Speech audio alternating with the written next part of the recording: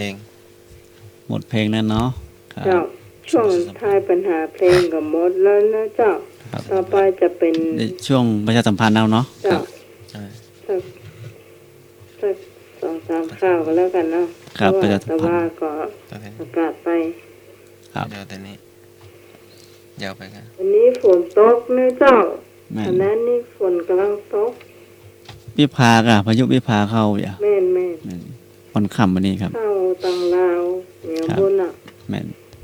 วันที่4ที่5เนี่ยฮะที่เข้าวันครับ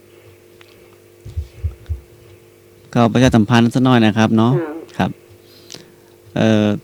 ตามที่หนังสืออ้างถึงเจ้าคณะตำบลสุเทพเขต2ได้รับหนังสือจากหลวงพ่อพระครูคันธศิลป์เจ้าอาวาสวัดอุโมงค์สวนพุทธธรรมเมืองจังหวัดเชียงใหม่แจ้งว่าการมรณภาพของท่านอาจารย์พระครูพิจิตรสรคุณนามเดิมจรินฉายาจรินโทนามสกุลสุขันธศิลาอายุ58พรรษา38ตำแหน่งผู้ช่วยเจ้าวาดวัดอุโมงค์สวนพุทธธรรมได้ถึงแก่มรณภาพด้วยติดเชื้อในกระแสโลหิตเมื่อวันพฤหัสบดีที่1สิงหาคมพุทธศักราช2562เวลา21:00 นหรือว่า3 ทุ่มณโรงพยาบาลสงฆ์มหาราชนครเชียงใหม่ทางนี้ทางวัดอุโมงค์สวนพุทธธรรม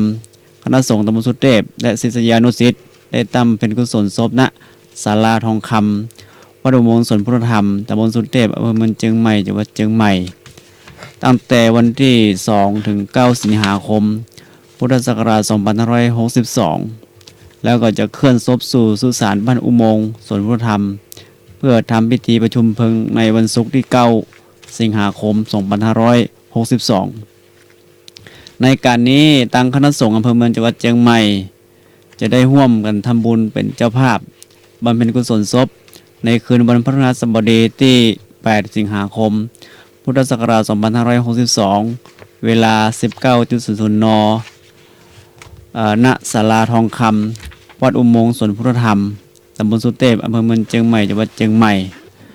ทั้งนี้จึงขอให้ท่านทางเจ้าคณะอำเภอได้แจ้งไปยังเจ้าวาดในเขตปกครองได้รับทราบได้เพื่อร่วมทำบุญเป็นเจ้าภาพบำเพ็ญกุศลศพในวันและเวลาดังกล่าวตามอันนี้ลงนามโดยพระราชมุนีเจ้าคณะอำเภอเมืองจังหวัดเชียงใหม่นะครับ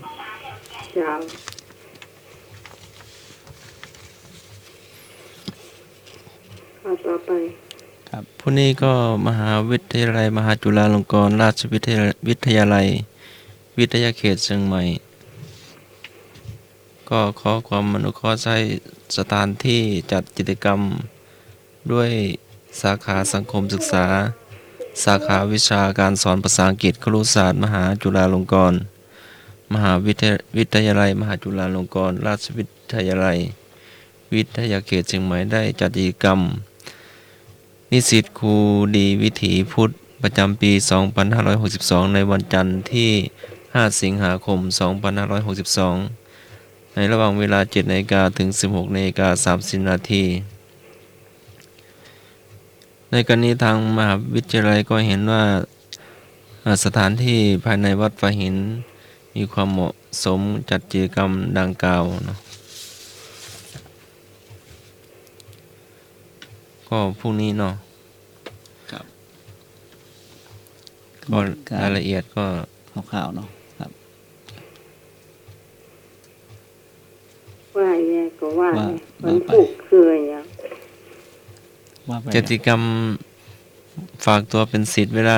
8 นาฬิกา 30 นาทีลงทะเบียนณลานวัดฝาหินหรือในศาลานักศึกษามหาวิทยาลัยเชียงใหม่เนาะครับเวลาเป็นนาฬิกา30 นาทีพิธีเปิดรองอธิการบดีประธานในพิธีจุดธูปเทียนบูชาพระรัตนตรัยตัวแทนนิสิตถวายสักการะรองอธิการบดีประธานในพิธีประธานนิสิตกล่าวรายงานรองอธิบดีประธานในพิธีให้โอวาทเวลา 9 นาฬิกาพิธีฝากตัวเป็นศิษย์ประธานกล่าวนำนิสิต ที่เหลือประคองธูปเทียนแพและพานดอกไม้ไว้ระหว่างอก เพื่อนนิสิตชายนั่งคุกเข่าในผ้าเทพบุตรนิสิตเพื่อนนิสิตหญิงนั่งในท่าเทพธิยดา และกล่าวบทบุพภาคะนมการนะโมสามจบพร้อมเพียงกันกล่าวคำปฏิญาณ ตัวแทนนิสิตถวายธูปเทียนแพพานดอกไม้แด่พระอาจารย์มอบทานดอกไม้แด่ครูอาจารย์ เวลา9:50 นาทีพิธีเรียกขวัญผูกข้อมือนิสิตทุกรูปทุกคน เวลา 10 นาฬิกาพิธีมอบทุนการศึกษา35 ทุน เวลา 10:15 นาทีตัวแทนคณาจารย์กล่าวต้อนรับให้ข้อคิดในการดำรงตน เวลา 10:45 นาทีตัวแทนศิษย์เก่ากล่าวต้อนรับและให้ข้อคิดการทางการเรียน เวลา 11 นาฬิการับประทานอาหารเพลกิจกรรมจิตอาสาทำความดีถวายสมเด็จพระนางเจ้าสิริกิติ์พระบรมราชินีนาถพระบรมราชินีพันปีหลวง เวลา 12:30 นาทีพิธีเปิดกิจกรรมจิตอาสาทำความดีถวายสมเด็จพระนางเจ้าสิริกิติ์พระบรมราชินีนาถพระบรมราชนพันปีหลวงสนนีพันปีหลวง ตัวแทนนิสิตถวายเครื่องสักการะพระครูปริยัติยานุศาสตร์ดร.เจ้าอาวาสวัดไฟหินพระครูสมุวิศวัตรปฏิบัติหน้าที่แทนเนาะตัวแทนนิสิตกล่าวรายงานพระครูสมุวิศวัตรวรกิจโจผู้ปฏิบัติหน้าที่เจ้าอาวาสกล่าวให้โอวาทธรรม เวลา 13 นาฬิกาสวดมนต์ถวายพระราชกุศลแด่สมเด็จพระนางเจ้าสิริกิติ์พระบรมราชินีนาถพระบรมราชินีพันปีหลวง เวลา 13 นาฬิกาปฏิบัติการจิตอาสาทำความสะอาดบริเวณวัดฝ่ายหินเวลา 16 นาฬิกาเดินทางกลับเนาะ แต่วันที่ 6 ก็เห็นไปหลายที่เนาะ ครับ ตามรอยธรรมะเวียงพิง ครับ ไม่เป็นไรมั้ง แบบนี้ ไม่เป็นไร ครับครับ ไปแล้ว ครับ นี่ ประ มี ชาสั วั ม น พันธ์ ที่ 6 ตัวอะวันที่ 6 เก่า เดี๋ยว ก่อน เดี๋ยว หรือว่า ข่าว ประชาสัมพันธ์ ประชาสัมพันธ์ มหาจุฬาเนาะครับ จะได้นำพระนิสิตถึงคฤหัสถ์บรรพชิตมาจุ่มนุมกันที่วัดไฟหินมันผูกนะครับทำกิจกรรมกัน แล้วก็รถด่วนขบวนพิเศษในเจ้า ครับ วันที่ ที่ เท่า ยัง ใดวันพฤหัส ที่ 8 สิงหาคม อ่า 2562 ขึ้น 8 ข้ามเดือน 11 เหนือวัดสันมะ สมัครได้เจ้า ได้เนาะ เจ้า แม่นท่านจะไปทุกวันพระทุกศีลน่ะ จะไปร่วมกิจกรรม รถด่วนนะเจ้า วันนี้เป็นโอกาสจุดดีของเจ้าเจียงใหม่เหมือนกันนะครับ วันนี้ มีงานอ่ะ มีงานมีเทศน์มีทอล์กอ่ะของ วันนี้นะ นักเทศน์ชื่อดังระดับแนวหน้านะครับ เจ้า โดยการนำของท่านพระอาจารย์พระยอมกัลยาโนหรือว่าเจ้าคุณพระราชธรรมนิเทศน์เนาะ เจ้า เจ้าวัดสวนแก้วนนทบุรี แล้วก็มีเจ้าคุณใหม่เนาะหรือว่าเรียกชื่อง่ายๆ คือท่านววชิรเมธีเนาะเจ้าคุณใหม่ชื่อพระเมธีวชิโรดมนะแล้วก็มีท่านมหาสมปองนะตันลปุตโต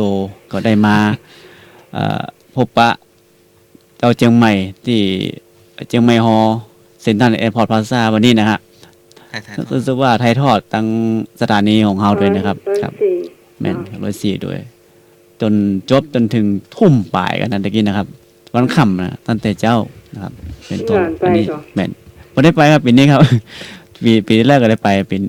ปีนี้บ่ได้ไปพอดีติดตามทางคน โอนมาเราแต่ทอด ลิงก์สัญญาณมาท่านอาจารย์ว่าครูสมุวิทยาวัฒน์มันลิงก์สัญญาณ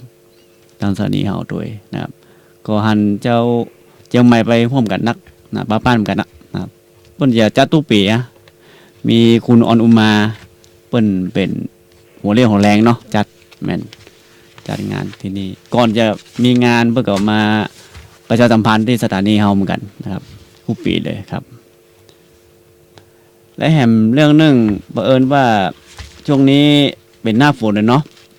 ประชาสัมพันธ์ซะหน่อยเกี่ยวกับโรคไข้เลือดออกระบาดเนาะ เจ้า หันข่าวต่อแต่เจ้านี่ก็หรือว่าตะวาเนี่ยประมาณน่ะอันไม่ยิงตังคนหนานเนาะนั่นจะว่าเป็นแอร์โฮสเตสอ่ะจะว่าติดตังเชื้อตังต่างประเทศเนาะฮะแล้วก็มาเสียชีวิตกระทันหันอ่ะนะอันนี้คือช่วงนี้ก็ตังพี่น้องชาวบ้านเขาก็ไปรักษาสุขภาพตัวเองแล้วก็เวลาหันน้ำขังตอนใดก็เอาความเห็นเนาะเป็นแล้วก็มีสายอาเบดก็ใส่สายไปด้วยนะครับเนาะครับ อันนี้คือความปรารถนาดีจากติดเชื้อในกระแสเลือดในสะโวย บุยครับ อันนี้3 วันบะให้ว่านะ3 วันไปเลยบุ ป ย ระมาณ ครับ นั้น อัน สะโวยขนาด ครับบุยมีประชาสัมพันธ์อย่างไรท่านสมัคร ประชาสัมพันธ์ ครับ วันที่10 สิงหาคม 2562 ครับ มีพิธีเจริญพระพุทธมนต์ ครับ พุทธมนต์ถวายพระบรมราชินีพระราชชนนีพันปีหลวง ครับ หน ที่ไหน เห ครับ นือเนาะ ที่ไหน ที่วัดชนดอกพระอารามหลวง ครับ เวลา 9 นาฬิกาเป็นต้นไปเนาะ ครับ เจ้าคณะภาคเจ้าคณะหน เจ้าคณะจังหวัดพระเทรานุเถระเนาะ ครับ เจ้า ก็จะเจริญพระพุทธมนต์ถวายพระบรมราชินีนาถพระบรมราชชนนีพันปีหลวงเนาะ ครับ ล่าสุดเพิ่นจะจัดที่บ้านพระแก้วดอนเต้านะครับลำปางของคณะสงฆ์คนเหนือเหมือนกันอะที่วันที่28ที่ผ่านมาก็ถ้าจำผิดนะ กรกฎาคม ไปด้วยเนาะขโมยไปด้วยกัน แต่วันนี้เพิ่นจะมาจัดที่บ้านสวนดอกพระลำหลวงนะมีคณะสงฆ์คนเหนือ เจ้าคณะภาครองภาคเจ้าคณะจังหวัดรองจังหวัดคณะอำเภอพวกนี้จะมาจุ่มนุมกันที่วัดสวน ช ดอน ก ดอก นะค พระ รับ อารามหลวง วันที่ ในวัน 10ที่ถึงนี้นะครับครับ เจ้า ครับ แล้วก็อบรมภาคกีฬานุปถากที่วัดท่าตอนวันที่16 17 18กรมอนามัยแล้วก็พระมหาเถรวัดยานนาวาที่เป็นประธานเจ้าคุณสมเด็จอ่ะ เอ่อ เจ้าสมเด็จมหาธิราจารย์ วัด จันนาวาอ่ะ ถ้าจะไม่ผิดนะ ท่านเป็นประธานกัน ประธานในภาคกีฬานุปถากแล้วก็ ดูแลสุขภาพ ที่ ดู สุด แล จำเน สุ น ข เนาะ ภาพ ครับ พาเนนแล้วก็อบรมตัวเนาะ ครับ เพราะว่าอำเภอละ2 รูป อ๋อครับ เพื่อจะได้มีภาคกีฬานุปถากที่จริงก็อยากให้มีทุกวัดเนาะ ครับ เพื่อจะได้ดูแลตู้เจ้าพาน้อยเนาะ ครับสุ อ ข ย่างน้อย ภาพ ก็ได้ดูเบื้องต้น ครับสุขภาพพระเนนทุกวันนี้แย่เหมอนกันเนาะอาหารการกิน แย่ไม่ได้ของมัน ของทอด ก็หลายๆด้านเนาะก็จะ ครับ ได้ช่วยกันเนาะ ครับ จะอบรมวันที่16 17 18ที่วัดท่าตอน มันได้กินมันนักวัน ครับ เนาะ กินมันนักต้องกินพักนะครับเนาะครับ จ้ะ นักฉันพักนัก มีข้าวอย่าง สู้อย่างตามมะนอกก็ได้จ้ะ ครับ เนาะ เหมือนแล้วครับ ตามมะนอกนี่พักนัก เดี๋ยวนี้ถ้าพูดถึง พระเนน อยู่หงยาตื้อสงเนี่ยโอ้นักขนาดนั่นน่ะป้าน่ะ อันนี้ทั่วภาคเหนือนะที่มาจุมนุมกันอยู่หั่นนะครับ นักข นั่ นาน ด แห น่ะ ละที่วัดสันดอก ครับ ที่ หงยาสันดอกนะ พยาบาลสันดอกเนาะ เขาออกมาว่าเล่นเนาะครับ เพราะว่าสุขภาพเนาะท่าน เจ้า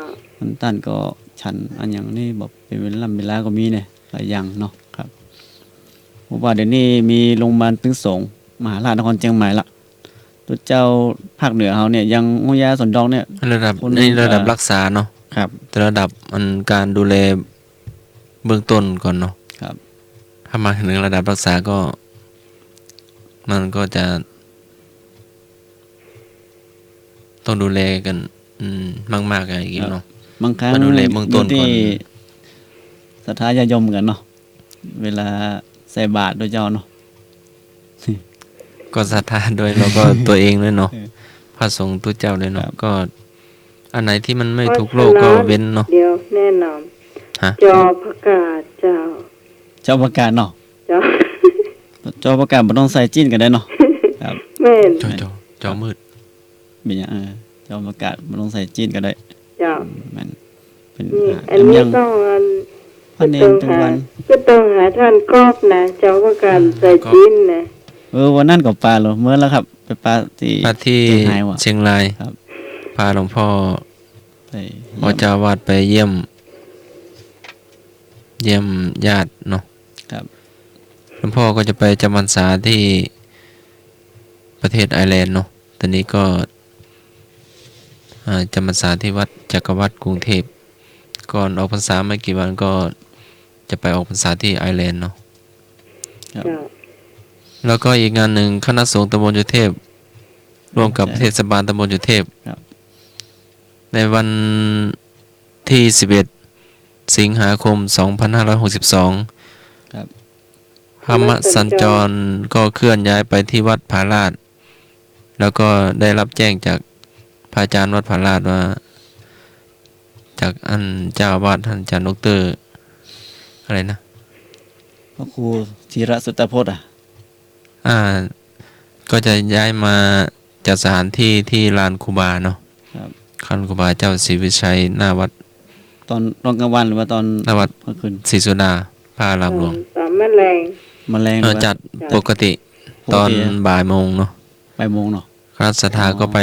ร่วมฟังเทศน์กันนักๆเนาะ ครับ บ่ายโมงหรือ เจ้าจัดบ่ายโมง ให้เป็นเวลาครับ เป็นเวลา แล้วก็โรงเรียนเชิงดอยนักเรียนก็ไปสวดมนต์สารพันยะ มีเห็นครั้งสุดท้ายในบุญวันที่22เนาะกันยายน วัดศรีโสดาพระอารามหลวงเนาะ ครับ เจ้า เป็นจุ เอา ด ละเจ้า ครับ ข่าวสารประชาสัมพันธ์พอสมควรนะเจ้า ครับ ก็ได้ ต่อ เว ไป ลา เราจะไปพุทธธรรมะจะ ครับ ทายปัญหา วิชาพุทธประวัติคำถามข้อที่ เจ้า ถามว่า ผู้ฟังดีๆ อ่านสองรอบเนอะเจ้า 1สัก2รอบ ดวงตาเห็นธรรมหมายความว่าอย่างไรกอไก่ สิ่งทั้งมวลล้วนเป็นทุกข์ขอไข่ สิ่งทั้งมวลล้วนไม่เที่ยงคอควาย สิ่งทั้งมวลล้วนเป็นอนัตตางองู สิ่งใดมีความเกิด สิ่งนั้นย่อมดับไปเป็นธรรมดาวนนะครับ ดวงตาเห็นธรรมหมายความว่าอย่างไรกอไก่ สิ่งทั้งมวลล้วนเป็นทุกข์ขอไข่ สิ่งทั้งมวลล้วนไม่เที่ยงคอควาย สิ่งทั้งมวลล้วนเป็นอนัตตางองู สิ่งใดมีความเกิด สิ่งนั้นย่อมดับไปเป็นธรรมดาครับ เอาละเจ้าโทรเข้ามาได้เลยเจ้า053-226-058-052-010-462 เจ้า พ่อตะวาก็ได้บอกไปเนาะพระัญญากลทัญญาปณิพพานเนาะแล้วก็ มาแล้วเจ้า ก่อนบวชพระัญญากลทัญญาได้เชี่ยวชาญอะไร ครับ ข้ององูครับ เอาละเจ้าไอ้ธงชัยแม่อ่อน ไอ้ เจ้า ธงชัยมาแล้ว งองู ครับ ของงูเนาะค ครั รับ บ จะมีการเกิดและดับเป็นของธรรมดาครับ เจ้า ครับ ไอ้ธงชัย ใช่แล้ว ครับ งองู ตาดอกแดงเจิญเนื้อเจ้าเพิ่นเก่งตังนี้เนาะ ครับ แล้ว เจ้า ทีละท่านเนาะ ภาษานี้ก่อน สวัสดีครับ สวัสดีเจ้า เจ้า ครับสวัส ดิ ดี นพุทธหายาครับผมรายงานตัวครับ ครับ ตอบข้องูเหมือนกันครับผมเมื่อกี้ กัน โค้งมันมาตาเปิ้ล เจ้าเจ้าได้ ครับสวัสดีครับ สวัสดีครับ สวัสดีเจ้า เจ้าน้องไหม ไม่นวล เจ้าไม่นอนเจ้าข้องงนะเจ้า ครับ แม่เจ้า ของงูค เจ้า รับ สามพัน เจ้าดี ไป เจ้า เจ้า ครับ เจอเนื้อเจ้าคุณผู้ฟังท่านต่อไปเจอเนื้อเจ้าที่สี่เจ้า ครับผม เจ้าให้หนึ่งเจ้า ขอใครครับผม ขอใครนะค ใค รั ร บครับ ครับ เจ้า ครับ ครับ สวัสดีครับ เจ้า มาเลยเนอะน้องก้อยปีตอง แม่บุญแม่แดงเจ้า แม่กันหา ครับสวัสดีครับ เจ้า เจ้าแม่บุญ เอามาเข่งกระลัดหลวงจะเปิ้ลเน้อ ยังแม่ลัดหลวง ครับ เจ้า เจ้า มาเลยเนอะน้องก้อยเจ้า น้องก้อยใจดีแม่ครัว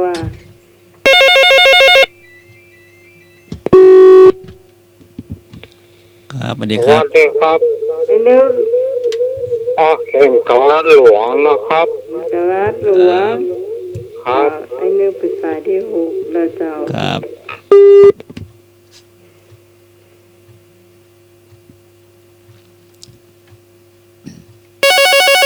ไอ้ที่เจ็ดแล้วเจ้า ครับสวัสดีครับ เจ้าสวัสดีเจ้า ครับ น้องก้อย ครับ งองู งองู เนาะ ครับ เจ้า ครับ ไอ้บ่าวดอกแดงเจอนะเจ้าไอ้บ่าวดอกแดงไอ้บ่าวต่างเจ็ดยอดเนื้อเจ้าจะเก่งทางนี้ แล้วก็ตางสารพัดช่างเนื้อเจ้าสู้เข้ามาได้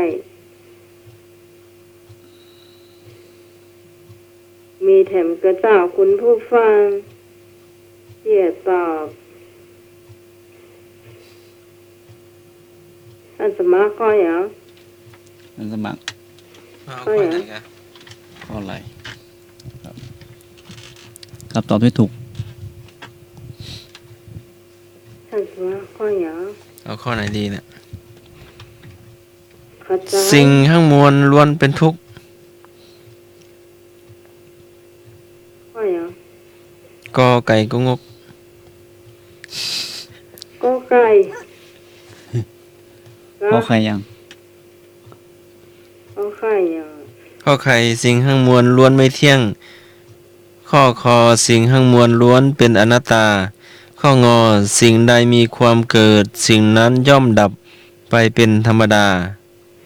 งองูน่าสนใจมากก งอ ว่า งูน่าสนใจเนาะ เจ้า ครับ แล้วเราจะชวนท่านสมัครไปก่อนหรือว่าแล้วแต่สมัคร โอ้แล้วแต่ท่านสมาเป็นไงว่ามาเข้าใจ ข้อยังถูก ฮะเฉลยกัน ครับเฉลยอ่ะ นางเฉลยเนาะ ข้อที่ถูกต้องคืององูครับเนาะสิ่งใดมีความเกิด สิ่งนั้นย่อมดับไปเป็นธรรมดาครับ เจ้า ครับผมข้อนี้ถูกต้องที่สุดคนตอบถูกหลายคนเหมือนเราเลย เจ้า เก่ง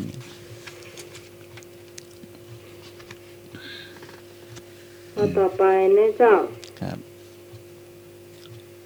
ข้อต่อไปท่านสมัครอืม ข้อต่อไป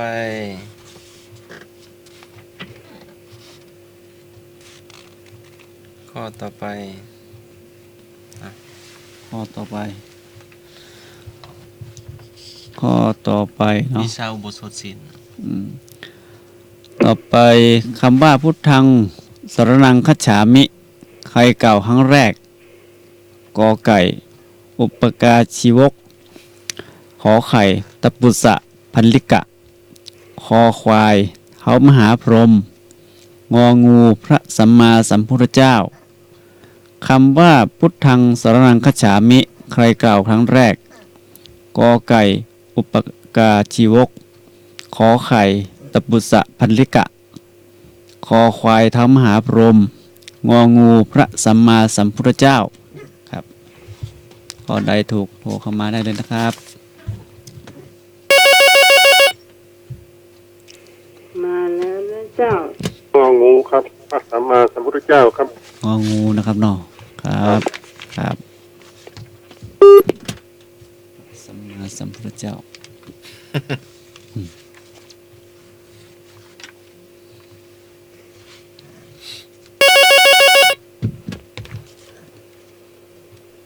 เจ้า ที่สำเร็จครับผม ครับสวัสดี ต ค อบ รับ ข้อกอไก่ครับ กอไก่นะครับ กอไก่นะครับผม ครับ ลุงประตูหายาครับ ครับผม เจ้า ครับ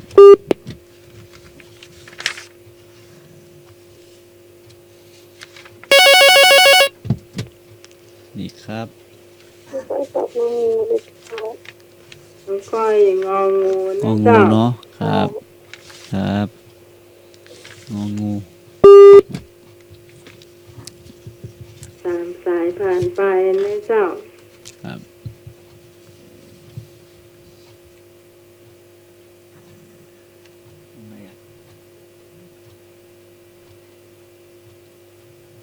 วันนี้น่าจะ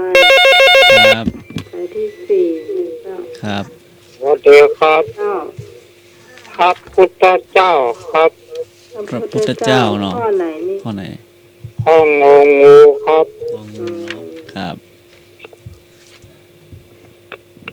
งองู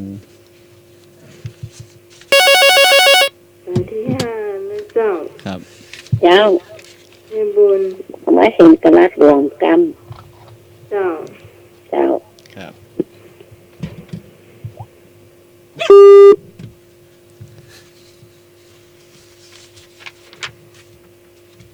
คำว่าอย่างก็ที่นั่น พุทธังสรณังคัจฉามิใครเป็นคนกล่าวคนแรก พุทธัง สรณังคัจฉามิครับ ครับ กอไก่ กอไก่ กอไก่อุปกาชีวกขอไข่ตะปุสะลับพิกะ ข้อคอเท้ามหาพรหมข้องอ พระสัมมาสัมพุทธเจ้า คนแรกกันนะไม่ใช่คนที่สองสามนะ อืม คน มัน แรก เกิดครั้งแรกนะไม่ใช่ว่าพระสงฆ์องค์ใดองค์หนึ่งอู้ขึ้นนะ อืม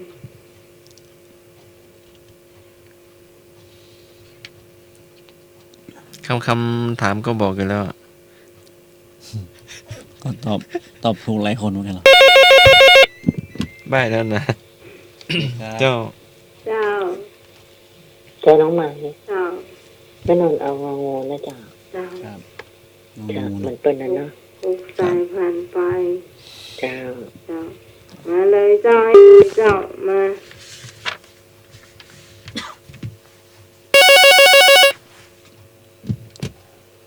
ครับผม เจ้า ครับ ครับพอเองร่างพี่จะได้น้องดังเอากอไก่ดีกว่า ขอบคุณมาก เป็นนั่น ครับ มาก อไก่ครับผม ค เจ้า รับครับ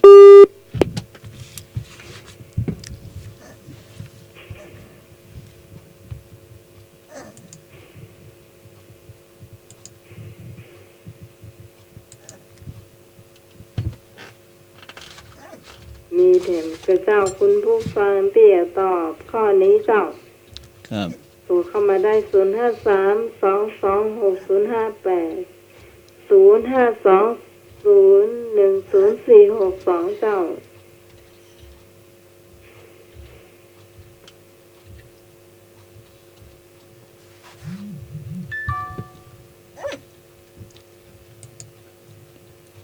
ตอบมาได้เนอะ ครับ ถ้าบ่มีจะได้เฉลยนะเจ้า ครับ ขณะนี้เวลา4 ทุ่ม 26 นาที นั่นจะสมัครเฉลยกันแล้วเหรอข้ออะไรที่ถูก เฉลย พุทธังสรณังกัจฉามิ พระสัมมาสัมพุทธเจ้าเป็นผู้กล่าวครั้งแรก ข้อที่สองเป็นวิชา ใช่อะไร เป็นวิ รัตนพิธีเหรอ ชาอุโบสถศีล บุตรศิลป์เนาะครับ ข้อที่ถูกก็คืององ งูครับเด็ก ข้ององูก็งก บอกเสียหน่อยค่ะ ลืมไป เนี่ย เออ ต่อไป ธรรมะ ข้อที่สามเนาะนี่ วิ เนาะ ชาอุโบสถ วิชาอุโบสถ รั ศีล ก นะ ษา ครับ อุ เนาะ โบสถ ครับ เนาะ ครับ จำพรรษา การเข้าวัดปฏิบัติธรรม ข้อไหนถูกต้องกอไก่เพื่อทำพิธีตัดกรรม ขอไข่เพื่อเสริมดวงชะตา คอควายเพื่อหาแสวงหาโชคลาภงองูเพื่อเจริญภาวนา การเข้าวัดปฏิบัติธรรม ข้อไหนถูกต้องกอไก่เพื่อทำพิธีตัดกรรม ขอไข่เพื่อเสริมดวงชะตา คอควายเพื่อหาแสวงหาโชคลาภงองูเพื่อเจริญภาวนาครับ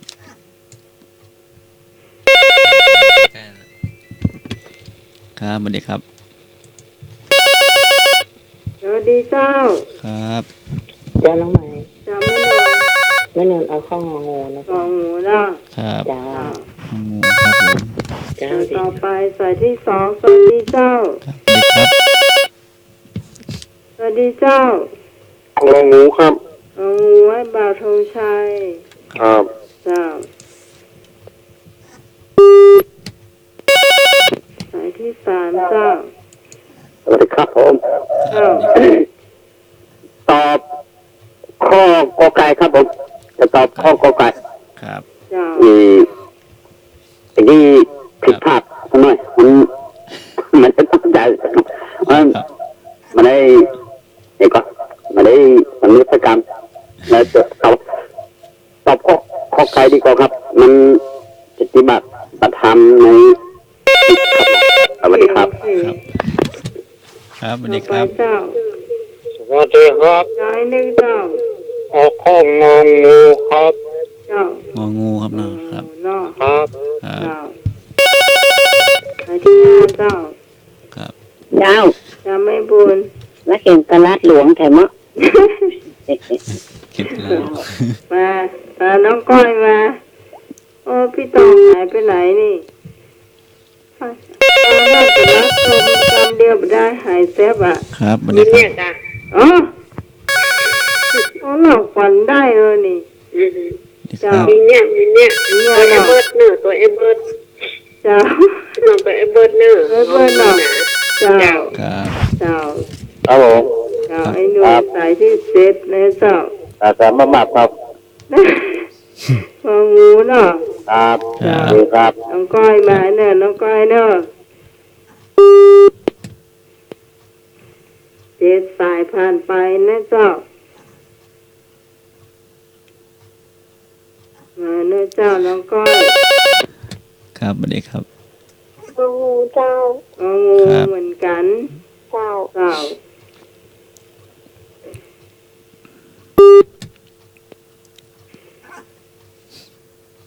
วันนี้ไอ้บ่าวดอกแดงหายไปไหนไอ้บ่าวดอกแดงหายแซบนะเจ้าพี่สารีต้นเปาวันนี้ก็บ่ได้ยินเสียงเนอะรับไปลำหูฝนกระตกนะเจ้า ครับ แปดสายนะเจ้า เข็มสายเนาะ ข้อนี้ เข็มสายวะครับเข็มสายก็ได้ ค่อยคำถามไอ้นะปรับประจานนะครับ มีแถมกระเจ้าคุณผู้ฟังที่ตอบข้อนี้เจ้ามาได้เลยนะเจ้า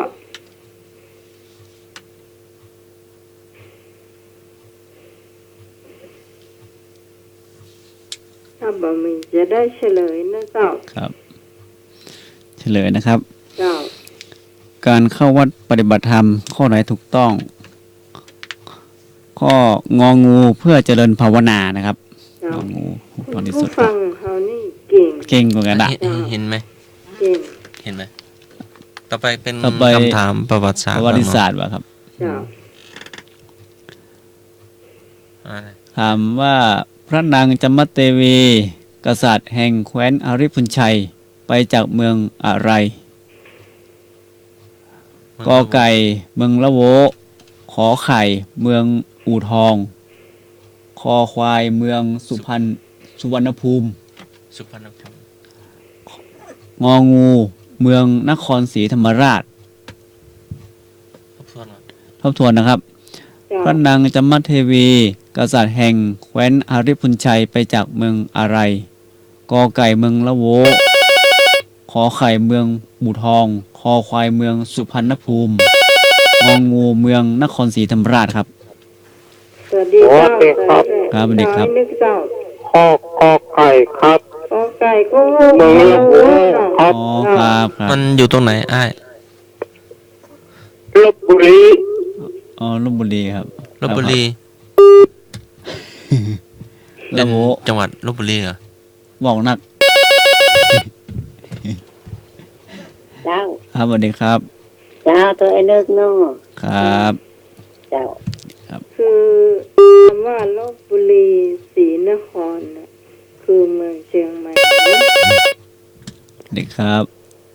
กอไก่เจ้า เจ้า ครับ แล้วก็เนาะ ครับ เจ้า เจ้าไม่กันเจ้าโอ้หายไปหลายคนนะปัญหานะเจ้าปาตันไม่กระหายแซบนะเจ้าสวัสดีเจ้า เจ้าก็นอนกระเตยต้นนะเจ้า เจ้า ครับ ก็ไก่เนาะ กอ ครับ ไก่ กอ เจ้า ไก่นะครับ เจ้า ครับ เจ้า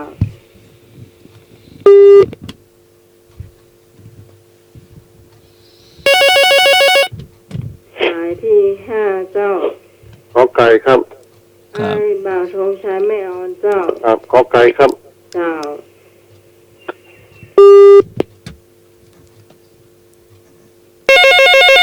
สายที่หกเจ้า ครับ อันนี้ก่อนเนาะ ครับสวัสดีครับ สายที่มาก่อนเจ้า ครับ เออด้วยนะครับผม ไปเปิ้ลน้อยเลยเนาะเจ้าที่เจ็ดเจ้า เจ้า ที่สอง ช่วงเอากอไก่เนื้อ ฮะ เจ้าก อไก่เนาะครับ เอาไก่เหมือนกันที่ทำท่าค่ารับเจ้าพี่ตองเอาไม้กำตาไว้ก่อน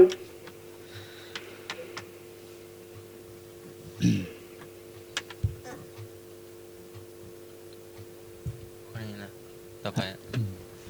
ทักษะข้อ มีเถมกรอบคุณผู้ฟังที่จะตอบ มีเจ็ดท่านด้วยกันสายที่แปดเจ้า นี่ครับ สวัสดีครับผม ครับ เจ้า โคตรมาตันเปิลนะจะตอบกอไก่นะครับผม ครับกอไก่ค โค รั ต บ รมาตันเปิล ครับ ครับผม ครับ สวัสดีครับ สวัสดีครับ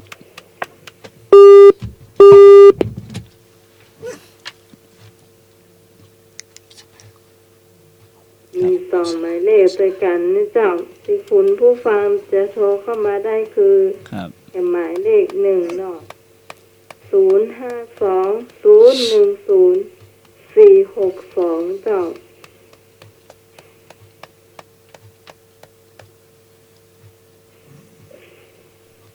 คุณตอบก็ตอบตะกี้นะเจ้าแปดสาย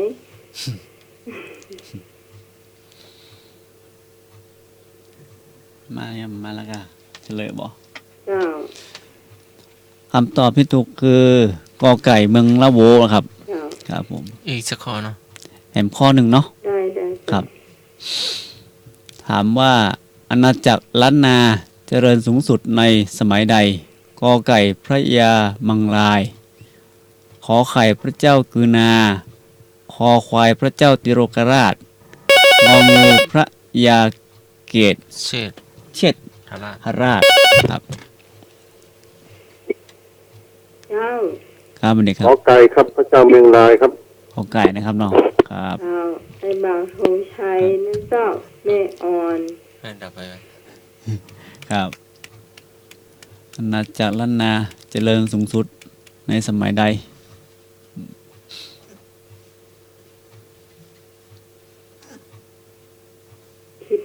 คิดอันนี้บะตวยกันเนอะ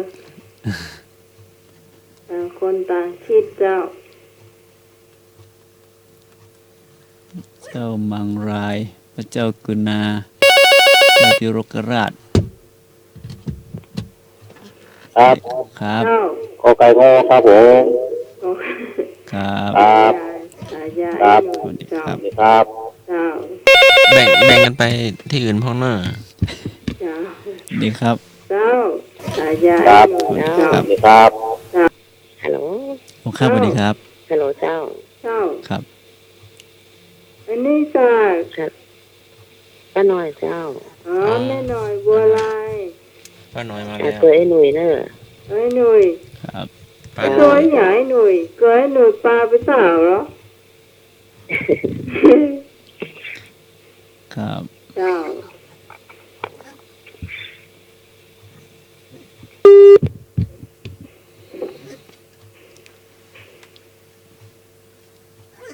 สามสายผ่านไปเนี่ยเจ้า ครับ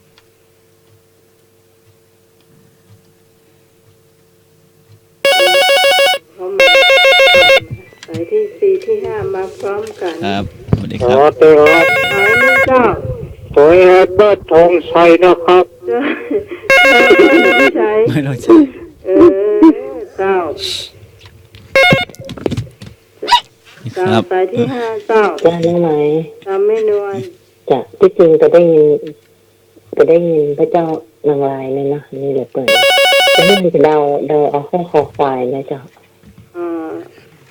เจ้าติโลกลาช สวัสดีครับผม เจ้า เจ้า ไม่ต้องแมงไงครับกอไก่ครับผม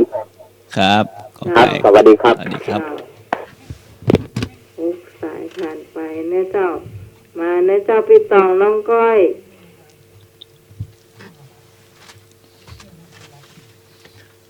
พี่ตองน้องก้อยแม่บุญสามท่านนี้ จะตัวไผ่ไปตังใด ต่อไปเป็นช่วง มาแล้วเจ้าสายที่เจ็ดเจ้า ครับ เจ้า สวัสดีครับ เจ้าแม่บุญ บนตัวแม่นวล โดยแม่นอนคอควาย เจ้า เจ้า ครับ มาเลยเจ้าพี่ตองเจ้า น้องก้อยเจ้า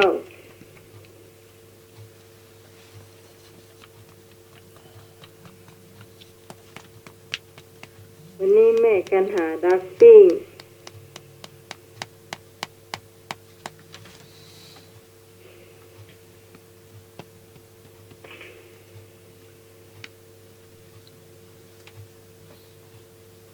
มีแถมเกิดเจ้า คนที่จะตอบข้อนี้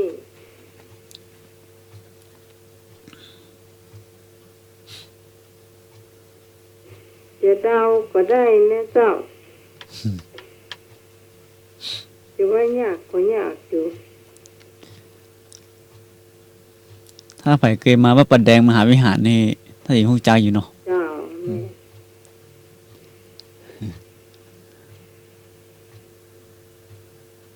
บอกได้เลยอ่ะก็ไก่พิษ โอไก่พินเนาะ เจ้า ครับ ไปตอบก็ไก่นะเปล่าหมดอะ ตัวกันน่ะ เจ้า ตัวกันถ้าเฉลยบ่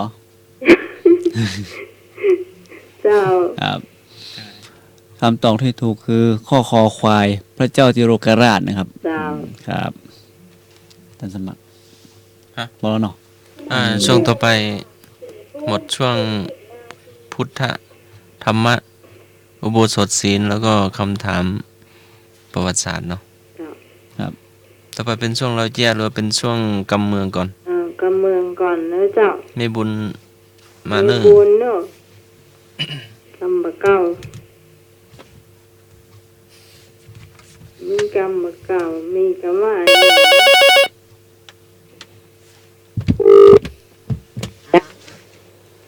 เจ้า ครับ เจ้า วันนี้กำเมืองกำว่า จะกินก็จะแต่ละก็เสียดาย กินข้าวเจ้า ว่าได้ไปว่าได้ อันยังได้ เห็นว่า อะไรนะ เจนละก็เสียดายจะกินก็จะ ก็จะ เจนละก็เสียดาย เจ้า อืม จ จะกินก็ขี้จะ จะกินก็ขี้จ้าว่ะ จะละไปก็เสียดายที่จะกิน เดี๋ยวก่อนสมมติว่าอ่ะโอ้ยไงเอาจะขี้เพียเอามากินเนี่ยจะฟังก็เสียดายไหมเนาะใหญ่อ่ะ เพราะว่าฮะ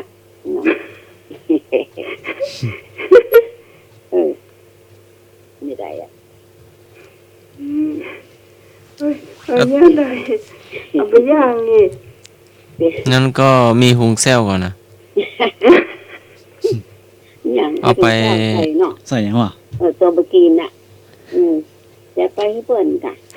เอาไปให้พ่อแม่ทำเนาะ เจ้า หรือว่าตัวเองทำไม่เป็นก็ เพราะว่าเปรียบเหมือนคนอันจับป่าสองมือส่วนเอาของมือมันอยู่บกินน่ะไม่เอาอ่ะอันนั้นก็จะเอาอันนี้ก็อันนี้หลานมากนี่ไปให้หลานนี่น่ะ แม่น ขนมเป็นนุ่มเป็นอย่างนี้เนาะตัวเองไม่กินนะตัวเองไม่กินนะเป็นคนอื่นที่บอกเป็นคนอื่นเนี่ย อันยังเคยได้มนต์เนาะ อย่างนั้นก็ได้หมดอ่ะ ได้หมดอ่ะ แล้วเสียเก่าสิแล้วก็เสียดาย เอาเราปลาหลุดมือทั้งสองตัวหรือว่าได้ตัวเดียว เอาฝาที่ไหนมาเนี่ย เอาไม่ว่าปลา มันมีฝา เปรียบเทียบคำเปรียบเทียบ เปรียบเทีย จั บบ ปลาสองมือจับปลาสองมืออะมันได้สักมืออะ ความโล มั ภ นรู้ไปอย่า โลภมากลามหายเนี่ยว่า เจ้า โลภมากครับ เจ้า เนาะ ครับ ทำสักกรรมแม่ ก็กรรมจ้ะ อืม งูก็บ่ฮื้อเครียดเครียดก็บ่ฮื้อตาย ฮะ งูก็บ่ฮื้อเครียดเครียดก็บ่ฮื้อตายงู งูก็บ่ฮู้เขี้ยฮู้เขี้ยงูกะ งู อ๋อ งูก็ ก็บ่ฮู้เขี้ย เครียด เขี้ยก็บ่ฮู้ตาย หมายถึงว่าตอนงูน่ะมันกำลังจะกินเขียดเอาก็บ่ฮู้มันเกลียดนี่เนาะแต่เขียดเฮาจะช่วยมันได้ได้เฮาออกจากปากงูได้เนาะยังได้ไม่อยากช่วยมันอ่ะ เอาสมัยก็กลัวตายเหมือนกันเหรอ กลัวไปช่วยแล้วงูมันก็รัดอีกเหรอ เอาไง เทียบเหมือนคนเนาะโดนไปวัดเหมือนจักหางเต่า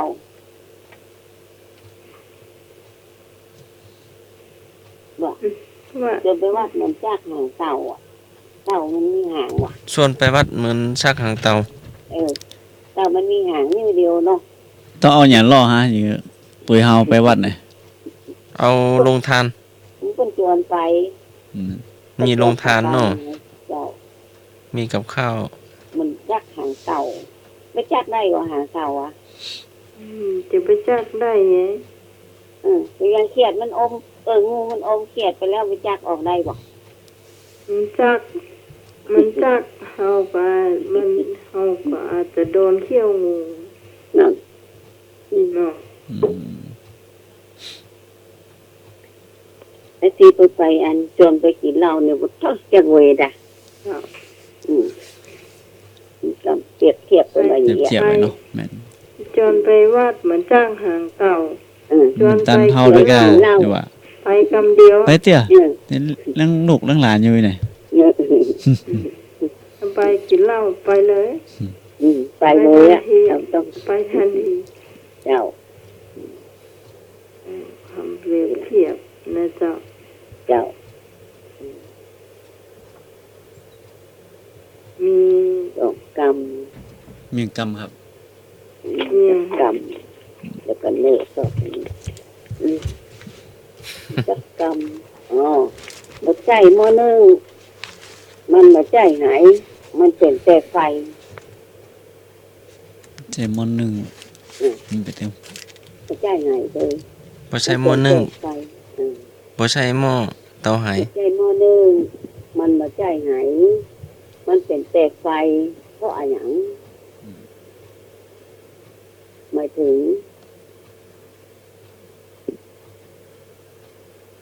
แม่อธิบายไปเลยเจ้า หมายถึงเพราะว่ามาเอาใจใส่นึ่งข้าวไว้แล้วก็ใส่ไฟข้าวมันก็ประสุกเหมือนยะการอันอย่างสักอย่างมาเอาใจใส่มันก็บ่สำเร็จมันก็ไปแล้วสักอย่าง ถูกเอาใจใส่เนาะ เจ้า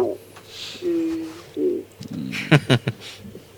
เทีย มั บ นจะไปตอดหม้อนึ่งให้ข้าวก็ไม่ได้ เป็นช่วงจุดนะ เจ้า มันเป็นเจ้าไฟโคนนอกพ่อมันอ่ะ ใส่เอาไว้ จ้ะ เข้ามันมาใส่หลัวเติมหลัวมันเนาะ แล้วนอก จ้ะ เอามาเติม อย่างเขาเป็นยาการอย่างหน้ากากเขาบอกใจใส่มันละ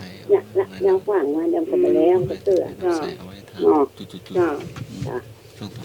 ทำเกิดเกิดเกิด เจ้า นั่นแหละ เจ้าธรรมกาวเนื้อเจ้าผ่านไปต่อไป เรา เรา เจี๊ย จะมาเล่าเสียเนื้อเจ้า ใครมีเหล้าก็เหล้าเล เรา ย เจ้าเนาะ เจ้าเป็นแม่วางก็เลย เจ้าแม่มีทุกท่านเลยเนอะมีมาช่วยกันเราเจ้า เจ้า มาเลยเนาะเราเสียแม่ เจี๊ยบ แม่อย่างก็เบียร์ตาหลงอ่ะแต่คืนบอกว่าบัตานนะเจ้า อืม 053 226 058นะเจ้าโอ้เข้ามาได้เนอะ ท่าน ช่วง อื่ เรา น เจ้า ก่อน เนาะ ก็ได้นะเจ้าไอ้ตันก่อนก็เล่าก่อน เราก่อนพี่นามีก่อน มีเด้อเตียงเลย เอาตอนนี้ก็ได้เหรอหาสองหา เนี่ย ฝนตกเนาะมันก็หลับอ่ะเนาะแล้วเพื่อนอีกท่านหนึ่งโทรมาครับไปหาพระอาจารย์เดี๋ยวนี้วะ ไปหามาแล้วนะ ก็ไปแล้ว ไปแล้วนะตอน10 โมงนะ ไปเดียวเนี่ย ให้ไปเดี๋ยวนี้อีกวะจะลุกดีมานะก็เลยจำก็ ทำตัวเก่าอะทำตัวเก่าจะลุกดีเนาะ ก็ตัดเลยหา ไป มา ไปเดียวเนี่ย อยู่ไหนวะ อยู่วัดไฟหิน อยู่วัดไฟหินปกติ พระอาจารย์สหามปะ นี่ก็เปิดโทรศัพท์ไว้อยู่นะหรือมันบางทีมันโทรมามันก็ บางทีมัน อัน มันไม่ติดอ่ะ ที่นั้นมันแปลกก่อ ว่า ห ได รือว่าเดียวกันนะสอหากันบ่ปะ อ๋อก็ว่านะ เออ ไอ้อย่าอันปักไอ้นะคนหลุมไว้ก้า อัน คุมหลุมฮะ พระอาจารย์ลูกได้โทรหาน้องใหม่ อ๋อครับ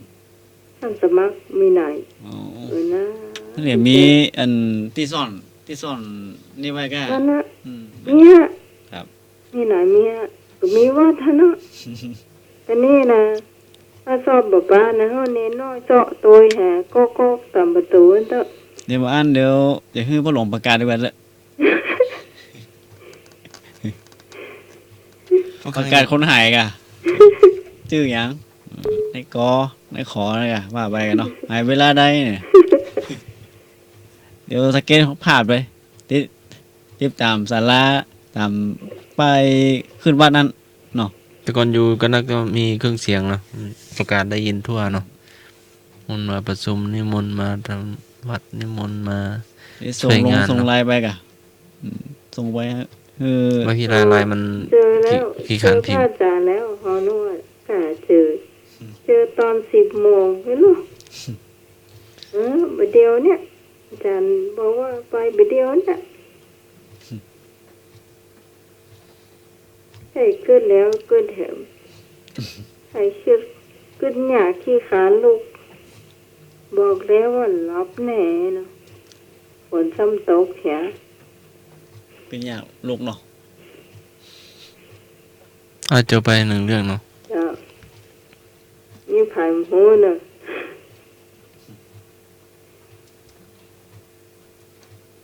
เรื่องสอง เรื่องสองโอ้วันนี้ฝนตกทั้งวันวะจบ เอาอีกเรื่องหนึ่งพูดกับเ พื่อนกันหรือจะได้มั้งได้ยินอู้ขึ้นว่าโอ้ไปช่วยงานอีแท้ๆว่ะ จ้ะ ขึ้นไปช่วยงานก็แล้วน่าจะทำงานช่วยหลายอย่างกันหรือจะได้มั้ง แม่นวลมีเจี๊ยบมาเล่านะเจ้าไม่ สามเรื่องเนาะไม่มีไหม หน่วย เอาไป มีเจี๊ยบ มี มาเล่า เจี๊ ได้ ยบ นะเจ้า เราให้ฟังกันเนาะครับ เจ้า เราสู่กันฟัง โทรเข้ามาได้เลย053-226-058เจ้าเจ้าท่านนี้เจ้า ครับผม ครับ เจ้า ครับเที่ยวผมนี่งั้นเที่ยวเมื่อหนึ่งกินเหล้าด้วยครับ แต่ก่อนนี้มันมีโทรทัศน์ขนาดได้รู้จักอะครับหมดเอกอะหมดเอกสุปวรรณนะ พี่นานตามเนาะ มันแน่ใจนะครับนะ บนเอกซุปเปอร์วันอ่ะ ครับ สมัยก่อนอ่ะ ทำไมก่อนเนี่ยฮะ หม เจ้า ดแดงอะหมดแดงอะหมดเอกอะ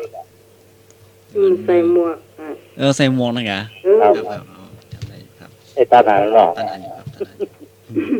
นี่มันก็มีครอบครัวด้วยเนาะลูกชอบเล่นเนี่ยมาดูโทรทัศน์มาดูวันเสาร์จะออกหรอก ครับ ลูก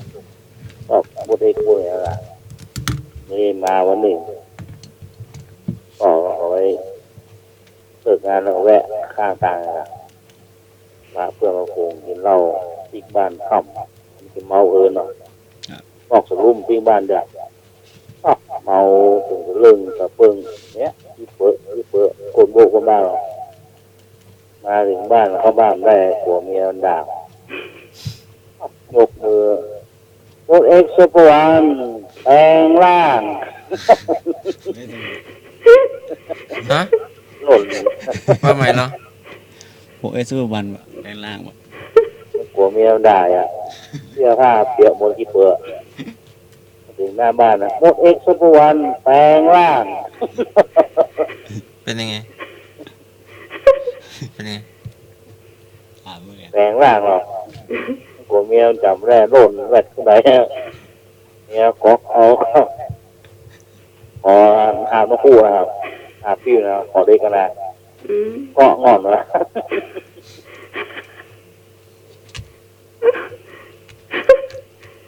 จบเป็นเรื่อง คุณผู้ฟังถ้าหลุ่น60ขึ้นนี่นะถ้าเคยหันอยู่เจ้าหมดเอกซุปเปอร์วันนี่นะน้องขนาดน้องไหมตานหันนี่เป็นทีวีขาวดำหรอตะก่อนน่ะ นี่มีเรื่องนะครับ เจ้า มีโตส่วนประวัติเพื่อนมือ2-3ต้องอันนี้เป็น10ต้องหรอกติ้วไปโยมนี่10ต้องติ้ววัดไปหรอกติ้วประวัติเจ้าหาโอ้โยมนี่สงสัยทำบุญเยอะโต10ต้องติ้วบ้านไปไหวหลวงพ่อโอ้ยังมันนับก็เหลือ10ต้องหรอก ตอนโยมนี่ก็ว่า10 ซองนี่10 ซองนี่ซองแรกนี่มีข้าวซองที่สองมีผัดซองที่สามมีต้มแกงไหว้หลวงพ่อแล้วเลยอีก7 อันนี่หนูจะเอาไปเข้าผ้าไปว่าไปที่บ้าน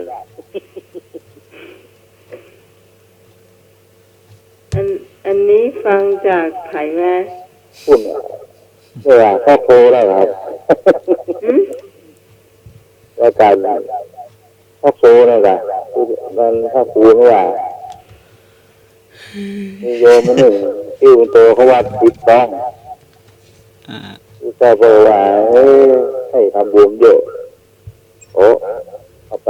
ถวายหลวงพ่อ3 ต้องเหลือ7 ต้องเอาไปพระลูกวัดไปบ้านไหนหรอ เป็นโต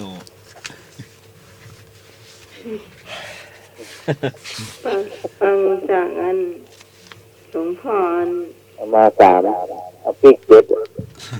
สารวิเจนเนาะ ครับ ปิ่นโต ร่ ไหม ำร่ำเป็น ยอมอ่ะ ตุลุงสมาบ้างอ่ะ เอาปิ่นโตมากะ โตมา เอาไปโตมา10 โต มันจะได้มี3ต้อง ไปสามต้องกำปิกไปบ้านไปเจ็ด แต่ ต้อง ตัวลูกวัดไปกว่า7ต้องเรือโยนบ้าน เอาปิ่นโตไปเพิ่มหรือว่าเอาลดลง มีโตสีทองว่า เอามาประ วั มา ด ณ กะ 10 มาสิอันนี้ก็เข้า3เนี่ยถวายแล้วก็ได้7ท้องเอาของลูกวัดไปบ้าน เป็นปิ่นโตเปล่าๆเจ็ดนั่นเจ้าขอกับข้าวปีกบ้าน แล้ว7 โถนั้นมีข้าวมีปลาก่อน ไม่มีครับ ไม่มี เอาของวัดอ่ะ ของ แล้ว วัด 3 โถนั่นเหรอ ทางถุงนี่มีกับข้าวกับปลาถวายไม่เหลือ7ท้องเนี่ยเอาของวัดไปใส่กลับบ้าน แล้วปลาได้เอาไว้หลวงพ่อก่อนหรือว่าเอาไปทั้งหมด เอาถวายแล้วก็สาม เอาไว้ก่อน 7ท้อง ที่ต้องเอาลูกวัดไปอ่ะ เอาลูกวัดใส่ท้องไป แต่ตอนมานี่ มา 7 อัน มี3 สาม 3 โถ อืม 3โถ สาม โถเปล่ามี7ด้านไง แต่โหเป่า ครับ แล้ว3 โถนี่มี 3 ปลา โถ มีข้าว กับข้าว7โถนี่เปล่าอ่ะเราใส่ของวัดอ่ะแต่กลับบ้าน7โถเนี่ย แล้วปลาหลวงพ่อได้ฉันก่อนหรือว่าฉันก็ หลวงพ่อครับจ้ะหลวงพ่อครับเรียกว่าเรื่องอะไรว่านี่จิตแล้วเนาะเป็นเรื่องเป็นนี่หนูจะเอาของในวัดเนี่ยใส่นี่กลับบ้านเนี่ย ขอดื้อๆว่ะ ที่จริงเขาต้องให้พระสงฆ์ทานก่อนเนาะฉันก่อนฉันแล้วก็มาให้ทานด้วยกันอ่ะจนเหลือ ครับ บางทีเขาไปเอาก่อนบางทีลงทานเลยน่ะบางทีอย่าเพิ่งไปเอาเนาะเพราะเขายังไม่ได้บางทียังไม่ได้ประเคนยังไม่ได้ตัวเจ้ายังไม่ได้ปันพร ครับ มันดูไม่งามเนาะ ครับ เจ้า เห็นนะบางทีนะอืม มันเจ้าภาพผู้มาร่วมงานยังไม่ได้ทาน อืม จะโหไปแล้วอะเอาถุงเอาตะกร้าเอามา อืม อันนี้ก็ต้อง เดี๋ยวทำงานทานต่อไป ทาน จะ ที่ เอา วัด รถ ก่อน ร เนอะ ถกระบะรถตู้ไปแล้วไอ้คน เอาโหใส่ตะกร้า กับบางคนก็เกินไปแต่ เอามาเผื่อ เอาเมาเปล่ากินก็พอ เจอ3-4หอบกับเมีย ในต้องทานด้วยกันก่อนไง อืม อัน คือ ให้ คือ ผู้ บ่ มาร่ว คิ ม ด งาน ว่าเพิ่นจะอยู่ที่ห้ามไม่ได้กินก่อน คนก็นักเป็นเอาปีกบ้าน อยู่บ้านเพื่อญาติพี่น้องด้วยบะ เพื่อ เพื่อ อ ลู ยาก กเพื่อหลาน คนมามากบ่ต้องได้กินเตื้อต้องคนที่วัดต้องได้กินก่อนเนาะ แต่ไอ้หน่วยตะกี้นี่คือทานด้วยกันหมดก่อนเนาะแล้วก็เอาใส่ปิ่นโตได้เนาะ หน่วยไปฟัง ทำเจอกั ไหน นก่อน มา ตอนตาลเอาไป3ต้องอีก ตอนตอน น้ำพริก ไป บ้าน ตลก ไป กัน จิตต้อง เอาไปโตไปตั้ง10 ต้อง อืม อืม เข้าก้นบาทเนาะเข้าก้นบาทก้น ต้อง ก้นบาทพระเจ้า 7 ต้องปีกบ้านจ้ะ แต่บ้านนอกก็มีนักนะมันเพิ่นมาตานนักกันเนาะ อ่า เต็มโต๊ะเต็มนะ ถ้าทางบ้านนอกนี่ก็นักอย่างหมู่ ใน ให้ เมือง กินลาบแล้วก็ ไป อย่างออมหู หมู่บ้านอย่างหมู่บ้านปีเขาเนี่ย มันจะคนนักศีลแต่ละศีลเนี่ยคือเจ้าก็น้อย คนก็นัก คนทำบุญนักจะเหลือต่อนั่นนะยิ่ง เดี๋ยวถ้า ศีลใหญ่เนี่ย ถ้าออกพรรษาก็หรือว่านี่เป็นไปปุจจาห้องนึงเลยอะ เอามาคั่วเนาะโอ้โหเนาะใส่แกงทะเลเลยอะโอ้โหเนาะ จ้ะ ใส่ปิ่นโต จบไปแล้วเนาะ มีแถม มีแฮมก็ไอ้หนุ่ยไอ้นึกแม่พี่สาวทั้งหลาย ไอ้นึกนี่จัดเข้าท่านะ สวักมีอีกเรื่องเนาะ อืม เมียวไม่รู้ว่าเป็นอะไรมาดูหมดกัดแมวก็เข้าไปในกรงเนาะแล้วก็น่าจะเป็นมดน่าจะไปกินอาหารตัวอ่ะ อืม ก็เลยออกมาแล้วก็ยังร้องอยู่เมียวก็เลยเอาน้ำให้กินแล้วก็เงียบไปอีกแล้วก็เมียวอีกก็เลยเอาปลากระป๋องให้กินอีก อืม แมวแล้วก็ร้องเมียวก็เลยเปิดกรงให้มาเดินเล่นออกกำลังกายเนาะให้คิดถึงแม่ก็ให้ไปข้างนอกก็กลัวหมากัดอ่ะเนาะ อืม มันเป็นอะไรมันไม่ค่อยถูกกันเนาะบางตัวเขาหมาแมวอยู่ด้วยกันได้นะ แม่แต่บางที่ก็อยู่ด้วยกันมาได้เนาะ ไม่รู้เป็นอะไรเจ้า เขาผิดกันใจกันหรือว่าจะได้เหมือนกับ คู่กัดนะ มันมีประวัติหรือว่ายังไงไม่รู้นะแต่บางตัวนอนด้วยกันเล่นด้วยกันเนาะ เจ้ามีคนละใหม่เรื่องหนึ่งก็แล้วกันเนาะ เจ้า อันนี้เป็นเรื่องจริง สมัยน้อยๆแล้วเจ้าตอนนั้นอายุจำไม่ได้ว่ากี่ขวบเจ้าอันนี้แม่กำลังนั่งมัดผักกาดได้จานเป็นบ้านหลังเก่าหลังแรกที่อยู่ เป็นบ้านไม้มีจานเนี่ยนะเจ้าแล้วทีนี้สมัยกับน้องสาวคนกลางเนี่ยแม่เป็นบอกว่าให้กินข้าวก่อนจอผักกาดเจ้าจอผักกาดน้อยนะ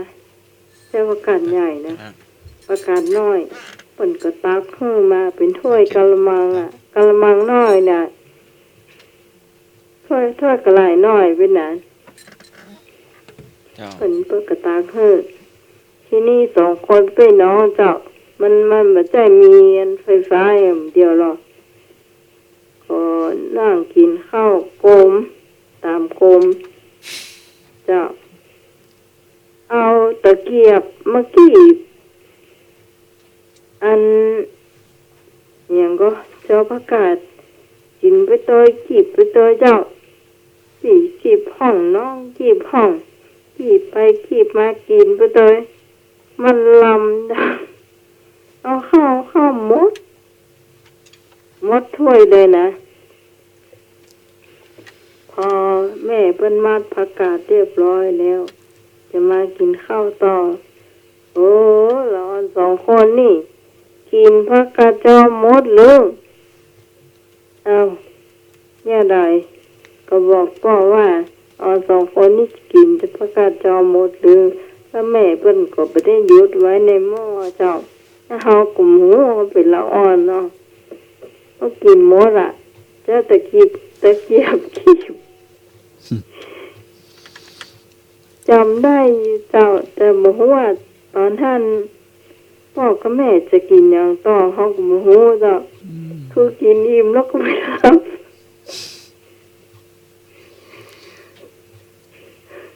เจ้า ครับ จบ จบอ่ะพี่อิมรับอะ ละอ่อนละ ครับ เจ้า มีมั้งท่านสมัครมีหรอ ท่านนายมีมาช่วยกันเล่าเนาะก็จะได้หมดช่วงเราเจียพอมีเวลาอยู่เนาะ ครับ ช่วงต่อไปก็จะเป็น เนี่ยครับ จุด จุด เราบทกรเนาะถ้ามีก็มาได้เนาะบทกรหรือว่าเป็นข่าวเนาะถ้ามันเหลือตั้งชั่วโมงเนาะ 5 ทุ่ม 6 นาทีเจ้า นี่บทกรมันกรรมนิตเนาะ อืม พู ผู้หลงรักพุทธเจ้ากวีนิพนธ์กรรมนิตเนาะท่านฝากมา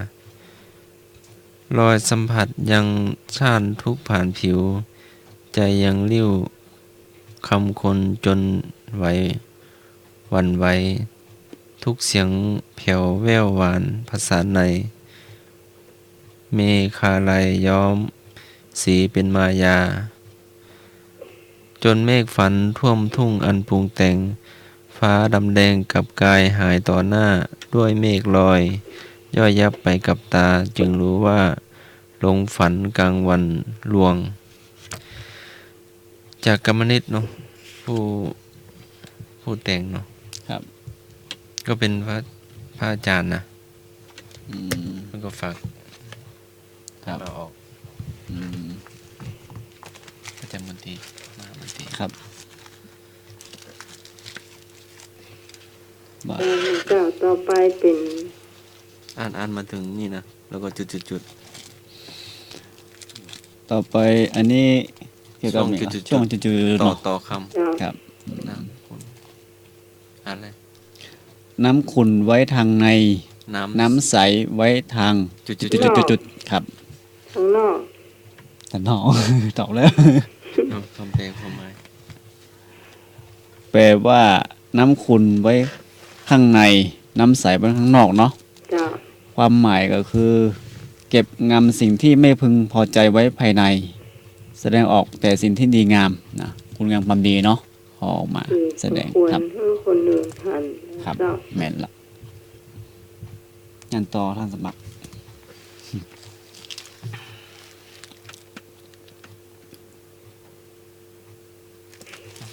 อะไรเที่ยวจุด น้ำบ่อไหลเชี่ยว จุดอ่า น้ำบ่อไหลเชี่ยวจุดมาเติมใส่เนาะ เติมใส่ครับน้ำบ่อไหลเชี่ยวจุดครับ น้ำมันไหลเที่ยว ครับ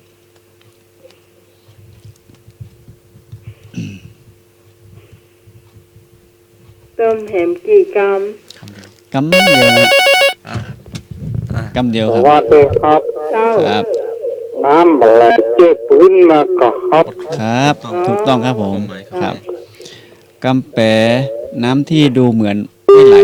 มักไหลเชี่ยวอยู่ข้างล่างเนาะ ความหมาย ความหมายคือคนท่าทางยิ้มๆนะมักจะมีความคิดลึกซึ้งน้ำนิ่งไหลลึกเนาะแหละคือคนที่พอสีท่าบอดฮือเนาะเป็นมีความนิ่งเนาะมีความนิ่งครับนี่ก็ ต่อไป อ่ะอย่างเอา สีตีนหามแป้นลอก แลบลิ้นไปก่อน แลบลิ้นไปก่อนครับสีตีนหามแป้นลอกแลบลิ้นไปก่อนครับอันอย่างอ๋อ นี่คือเนี่ย ช่วงอะไรอย่างเอาอะไรเอ่ย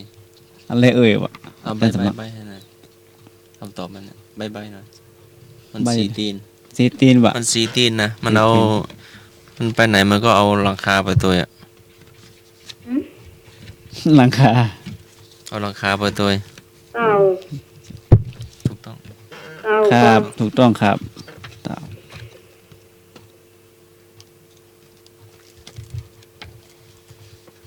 ต่อไปเลย สัตว์อันยังมียศถาบรรดาศักดิ์ อันอย่างอ๋อสัตว์อันอย่างมียศถาบรรณาศักดิ์ สัตว์กะ ครับ มียศถาบรรดาศักดิ์ ที่กอบกู้ช่วยกอบกู้ประเทศเนาะ ช้าง แม่นละ ครับ ถูกต้อง ช้างงัว จังงัวครับ ม้าเนาะม้าก็ม้าน่าจะม้าด้วยตัวเนาะ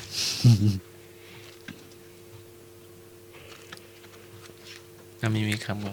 มี ไม่มีอย่าง แม่ โอ้ เลย มาแล้วก็มาช่วยกันอู้ช่วยกันถาม สวัสดีครับ เจ้าไอ้นั่น เจ้า เจ้า ได้ ขอทานจุดสักข้อนะครับ ครับ ได้กา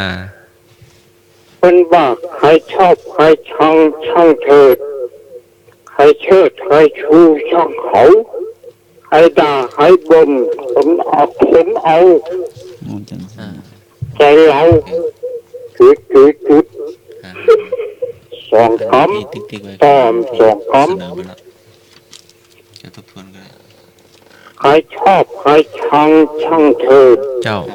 ใครเชิดใครชูช่างเขาใครด่าใครบ่นทนเอา ใจเราจุดจุดจุด ใจเราร่มเย็นเป็นพอ ครับถูกต้องแล้วครับ โอ้ตอบได้ ครับ มีแฮมก็อ้าย มีแล้วครับ นี่แหละครับ มีก็ ไว้นึกนี่อยากเนอะ เอา มาช่วยกันละส่วนนี้คนละหน่อยเนาะ สวัสดีครับผม ครับสวัสดีครับ คุณพุทธหายาขออนุญาตถามข้อนะครับผม ครั แล้ว บ ตานะเจ้า ครับผม ค่อยๆโอ้นะ อะไรเอ่ยผลไม้อะไรอย่างครับ เป็น100 ปีครับผม ผลไม้ ร้อ อะ ย ไร ปี เอ่ย คือดาวนะครับ ผลไม้อย่าง100 ปีครับ 104 ครับ เดี๋ยวถ้าคนตอบถูกแล้วถ้าถูกก็ถูกเดี๋ยวผมจะบอกว่าถูกก็ถูกถ้ามาถูกกันเด็กถ้าตอบมาถูกก็เดี๋ยวผม ฟัง ผม ตอ มาน ถูก นี้ฟังบ่หูเรื่อง ทบทวนหน่อยอ้าย ครับผมผลไม้อะไรเอ่ยที่100 ปีครับผม ผลไม้100 ปี ผลไม้อย่างดาวอ่ะ1 ดาวอ่ะ 1 ดาว นี่คือใบนะครับผม มันกินได้ก็อ้าย กินได้ครับ กินได้ มันลูกไงก็ 1 ดาว เรื่องยังมียังผมบอกครับ เบาหน่อย คนที่เป็นมีคาถาผมนี่อย่าเพิ่งกินนะครับผลไม้ตัวนี้ คนมีคาถาอาคมห้ามกิน ครับผม เป็นลูกกลมหรือว่าลูกแหลม ลูกเหมือนดาวอะครับผม ลูกเหมือนดาว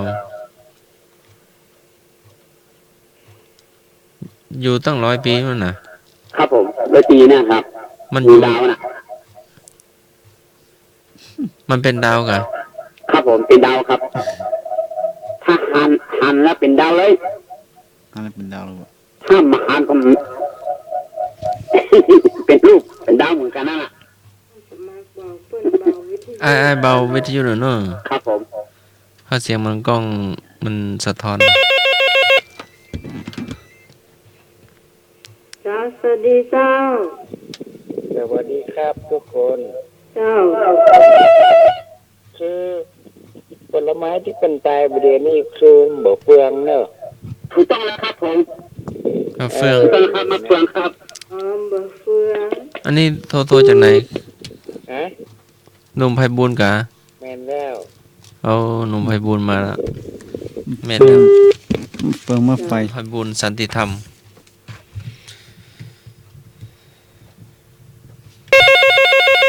มาแล้ว เจ้า เจ้าแม่ จ้าจะโทรมาตอบ ให้ไพบุญตอบไปก่อน เจ้า ว่าจะตอบอย่างแม่ จะมาเฟืองนะคะ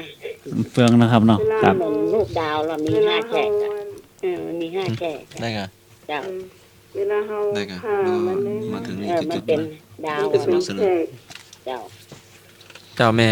เอาแม่มีถามเนอะ ได้กะ เอาอย่างเขาลื อะไร ม นำเสนอไป เขา แล้ว ลืมมันอยู่ เขาลืมที่ลืมเขาลืมมันอยู่ ถ้ามันลืมเขาตาย แม่น้ำ กลืนน้ำลาย น้องใหม่ อืม น้องใหม่ลูกแล้ว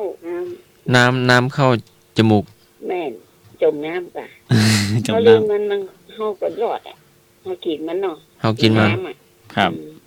แล้วไงต่อ เวลามันลืนเขาตายอ่ะ แม่นแม่นครับ มันลืนเรา จมน้ำตาย จมน้ำตายก็ มันกินทางไหนแม่ โอ้ย เขาจมน้ำอ่ะ เขาจมน้ำมันลืนตั้งไหนอยู่อะตกไปในแม่น้ำ ตกไปน้ำมันมี ตายแล้วค่ะ เราไม่ได้ไหวกะ ว่าเราจ้าง ไม่น่าเหมือนจ้าง เราไม่มีคุณผู้ช่วยกะ ช่วยเขามาหาร ขอบหัน เออ เราเพลิดหรือว่ามันตั้งหรือว่าเมา โลดนะจ๊ะ เหลือวันนั้น3-4 คนที่ลูกไม่แต่งมาตายโดนตันนี่ไง อ๋อแต่ แต่ฮินดูเปิ้นเนาะ อยู่ๆโดดลงไปปุ๊บมันช่วย โดดลงไปอยู่ๆกระโดดลงไปเฉยเลย อืม ใครโดด เพื่อนแกเนี่ยที่มาตัวนี้ก่อนเขาแห่ทอด อืม ทอดตัวนะ อืม คือทอดตัวที่แกโดดน่ะมาได้ อืม ตัวเปิดตัน แล้วโดดห่างๆกันก่อน ไถ อันที่เพื่อนอ่ะ อ๋อ อ๋อขี้เหือมันไปกันหากะ แล้วแกกระโดดลงไปเลยอ่ะ แกฮ้อนกันหรือว่าแก มันแกกินเหล้า มันจะได้ฮะ อืม เขามาหาป๋าแล้ววันนั้นกินเหล้าถ้ามาซื้อที่ศาลาเหลืองอ่ะที่เสลียวลงมาบ้านน้องใหม่ซื้อให้พอดีอ่ะ โดดลงไปหายจ้อยอ่ะ แกก็โดดลงหันเปื่อนแกตกใจเลยต้องขอนักประดาน้ำมางมมาช่วย แล้วแกใส่อันเครื่องหายใจก่อนหรือว่าเครื่อง ช่วยหายใจ ใส่ เลยอ่ะ นี่ไงเหรอ ตายเลย ไปหาป่า มันเจ็ดดำลงไปเอาป่าลงไปใส่เครื่อง แล้วก่อนโดดได้บอกเพื่อนไว้ก่อนว่าจะไปดำหาตามปลา อืม ไม่ได้บอกเนาะ อยู่แกโดดลงไปเฉยเลย เอาห่วงติดแอวไปตัวก่อน ไม่ได้หัวติด ไม่ติดหยังสักอย่าง ถ้าห่วงติดเอวมันจะไปตายจะได้ มันก็จมเนาะมันมีห่วง อันนี้มันจม อันนี้มันโดดลงไปมันก็ดิ่งไปเลยอ่ะ หายเจ็บ ข เล นาด ย เพื่อนมันเอาแห่ทอดมันยังมาตามน่ะ ลึกเนาะ น้ำข้างบ้านน้ำไหมกันหรือว่าน้ำปิงหรือว่าน้ำอย่าง นู่นจ้ะน้ำปิงหน้าบ้านบ่น้ำปิงที่ซอยที่เข้าบ่ ซอยน้าปลาเสียเข้าบ้านน้องใหม่อ่ะที่ศา ที่ ลา ซอยตาลาเหลือง ชื่อ อ๋อ ศาลา ชื่อสลาน้ำปิงเนาะ เจ้า เจ้า ครับ มีคนจะ ก คุย ลับ ด้วย ไปได้สองครับ ได้แล้วเจ้าก็อันนักประดาน้ำของแม่โจ้มางม อืม คน คนมาแต่ง คนไม่แต่งเจ้า แต่ ครับให้ดูเพื่อนน้อง เจ้าคนไม่แต่งสันมหาพลเนี่ย ถ้าจะมาเล่าอีกก็ ก็เมาเหล้าตัวน้น้ำตะวันสีเดินดับเลยเนาะสีใหญ่อ่ะมันน่ามาหาป่านะ คนหนุ่มหรือว่าคนละอ่อนหรือว่าคน อายุ เป็น 38อ่ะ 38 เป็นว่าให้ทุกกระท่าน ทุกร้านถึงตัว มันอาจจะถึงเวลาของแกก็ ถึง ได้ ข่าวเนาะ เอ ครับ อ ถึงข่าว ว่ามันศีลใหญ่ศีลหลวงเกินนั้น อื น่ะ ม เห็นว่าเพื่อนแกบอกว่ามันจะไปแอวที่อื่นแล้วก็จะพยายามดึงจะมาหาป๋ามาให้ได้อะ พรพระพระเสงสิงใหญ่มันน่าหาป๋า เจ้าก็มาตายแต่นะ อื แก ม ตายอยู่คนเดียวอ่ะ มีดูเพื่อนเนาะก็ช่วยกันเนาะช่วยบอกกันช่วยเตือนกัน อืม เพราะน้ำก็เห็นน้ำปิงก็ขึ้นนะ ช่วงนี้มันหน้าฝนลูกหน้าฝน ฝนตกแล้ว แต่แม่น้ำโขง ครับ แห้งนะน้ำ ฝ ปิง นตก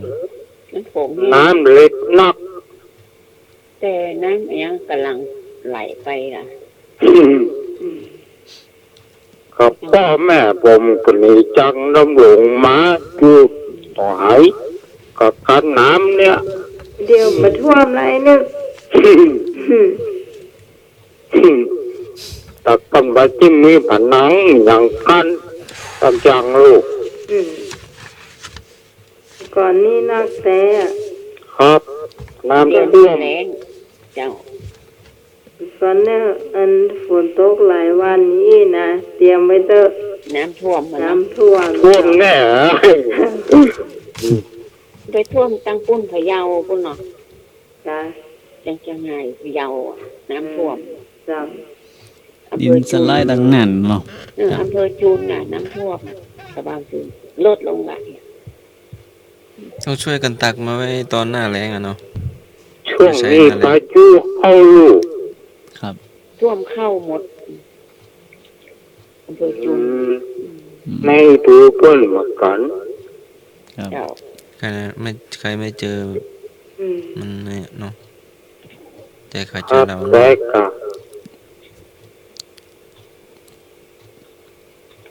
เดี๋ยวผมถามมาหาสักข้อนะครับ เจ้า ถามว่าอะไรเอ่ยที่ถอนได้ดีอยู่ที่หยังครับ ที่หอและดี ครับ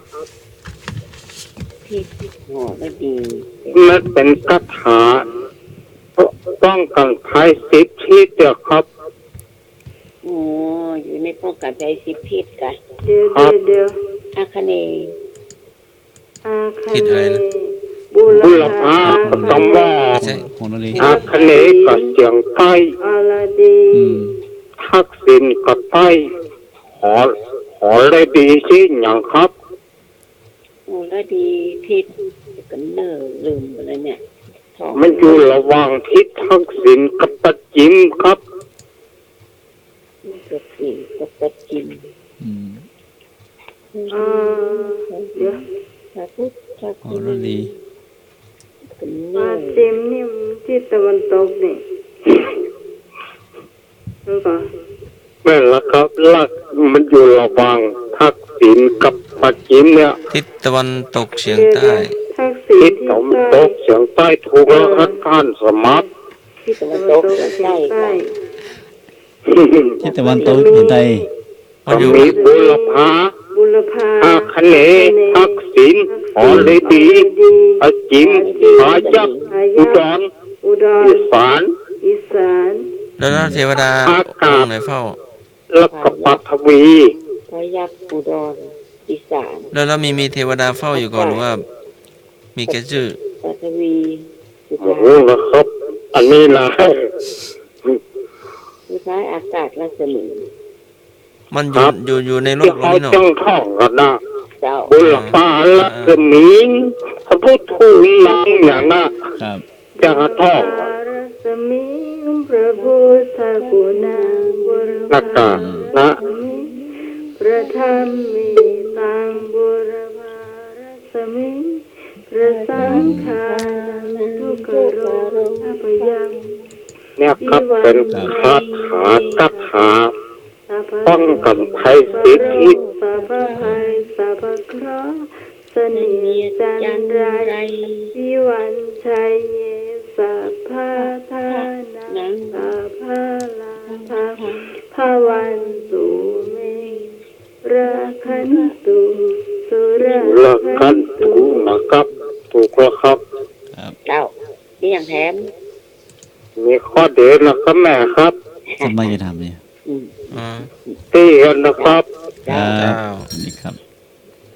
นั่นสมัครจะทำอะไรอ่ะ ไปแม่มีเลขธรรมะมีอันหนึ่ง แม่เขาก็ได้ เลขธรรมะนะ อืม จำตัวบนนะ ในคำว่าสามสุบุญ มี3 ตัวมี2 ตัวตัว เนี่ย3 ตัวบนเนี่ยศีลสมาธิปัญญา อืม 3 ตัวล่าง คิดดีพูดดีทำดี แล้วก็2 ตัวล่าง สติสัมปชัญญะ ครับ แล้วก็2 ตัวล่าง อย่าประมาทจบ จบ ถูกก่อนถูกก่อนเนาะ ครับ ศีล ตัว ส บ มาน ธิ 3 ปัญ ตัว ญา ล่าง เนี่ยมันย่อมาจากจากอะไรอย่าง มักมีองค์แปดต่อ เนี่ย ต่อ จดไว้เนี่ย ไล่ยังไง อืม ต่อมาอย่างก็ จะมาอย่างกับหมูอ่ะ เออ เปิ้น จะ น้ำ ยังไงก็ เปิ้นเอาลงในเส้นทางกระจดไว้นี่ค่ะ นั้น โอ้โห ไม่ว่าแก เอากำลังเอากำลังจะไปอ่าน นี่แต่แหละ อยู่ไปตะกี้ลูก ศีลสมาธิ ศีล ปัญ ส ญา มาธิปัญญาย่อมาจากมักมีองค์แปดนะ เอาไป 3 ตัวนี้เลยคิดดี แม่ พูด จะ ดี จำ ทำดี เท่านี้ได้ ครับผม เจ้า ครับ เจ้า เจ้า อยู่ในเรื่องปัญญาเรื่องถามเลยนะครับ อืม พระพุทธพระธรรมพระสงฆ์แต่ก็แล้วครับ พุทธพระธรรมพระสงฆ์ ครับ พุทธเจ้า พระรัตนตรัย พระธรรม พระพุทธพระธรรมพระสงฆ์ พระรัตนตรัยเหรอ ผ้าไตรแก้วอันประเสริฐ3ประการ ครับลองอธิบายนะครับ3 ข้อเนี่ย ท่านสมัครอธิบาย พระพุทธคือพระพุทธเจ้า ผู้ตรัสรู้เองโดยชอบ พระธรรม พระธรรม ธรรมะที่พระพุทธเจ้าค้นพบ พระสงฆ์คือตุสมัคร ตุสมัคร พระสงฆ์นี่ตุสมัครเนาะเจ้า ขอบคุณครับ ครับ อันนี้ข้อครับดาวเราไม่มีแสง ดาวดับ ไม่ถูกครับ ฮะ ไม่ถูกครับ ดาว ดาวมีแส น ง พเคราะห์ ดาวไม่มีแสงดาวอยู่ตรงนี้นะก็อยู่ข้างบนนะครับ ดาวไม่ได้ปิด ไม่ได้ดาวเลย ไม่ได้เปิดสวิตช์ ดาวสกุลหนึ่ง ดาวที่อยู่บนฟ้าหรืออยู่ในมะขามเลยไม่ใช่ดาวไม่ใช่ไข่ดาวนะ ดาวบ้านนา ดาวนั่นแหละ อันดีเมื่อเป็นดาว ไม่ถูกครับ ไม่ถูก มันมีแสง ดาวยศตำแหน่งที่บน ดาว บา ดิน ลัย เดินอยู่ไม่ใช่ครับ ดาว ดาวอะไรไม่มีแสง ดาว ดาวนี่ครับชอบกันดาวนี่ชอบ ดาว ดาวรถ แล้วรถรถอะไร ดาวรถแต่ นั่นเหรอ แล้วก็ อ่า ได้ อันนี้ผมไม่ดูเลย หืม ตาจีนหรืออ่านหนัง ฮะ พระจีนมือหาหนัง ครับ อะไรนะ อะไรนะไอ้ทุกคนเนาะ ตาจีนหรืออ่านหนังติดอะไรไม่ดูผมไม่ดูนะ ที่มือหันหลัง อะไรนะ หลังคน ตาจีนหรืออ่านหนังนะผม สา ไม่ บ ดูนะ สาบซีเนื้อ ปาจีนหรือหันหนัง ก็จีนมือหันหนัง แล้วต่อไปกะ จุด เติมคำกะจุดๆกะ อ่านอันยัง เนี่ยผมไม่ดูนะลืมไปละ ลืมไปแล้วอ่ะ อ๋อนี่ ตา ว่า จีน ของ หรืออ่านหนังลอกลิ้นมาไม่ชอบ เอาของแม่บุญมาถามแม่บุญ ไม่ดูลืมละ แม่ก็ลืมไปแล้วอ่ะ จางจุยลุย ครับ แล้วก็ ตะกี้เดียวกะ ครับโอ้แล้วเหรอครับ ปาจีนเหมือนหันหนังไอ้อย่างฮะใครโทรได้ก่อน092 เอาช่วยกันตอบ 092 643 6538นะเจ้า ตอบไปยังหรือว่ายังไม่ได้เฉลย อย่าง ยังไม่ได้เฉลย ทุกทวนคำถามแล้วแม่ ป้าจีนมือหันหนังนี่ ปาดชีนเราไม่ให้หันหนัง กระดูกก็ไม่ให้ห้องนั่ง เอากระดูกมาแขวนคอ ใช่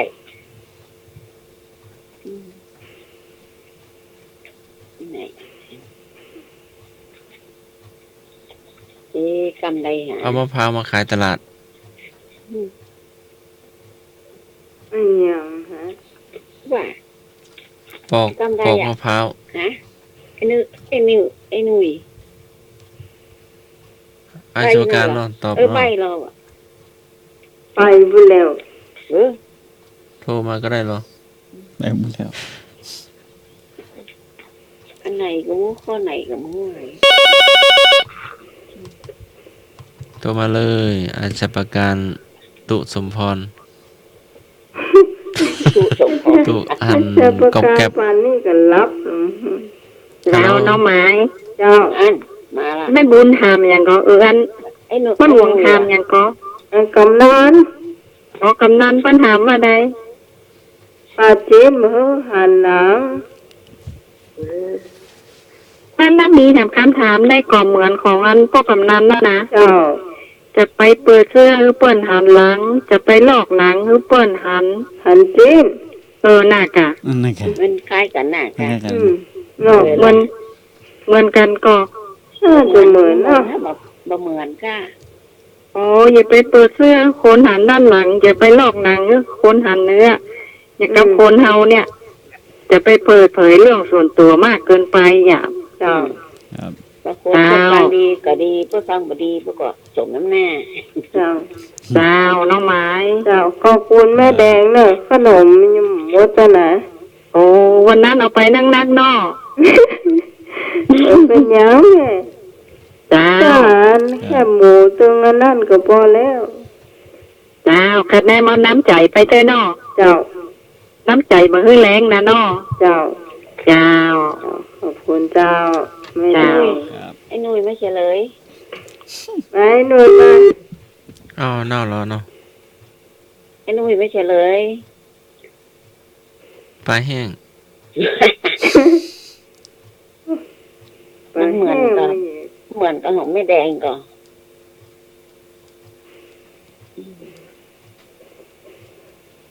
ปลาจม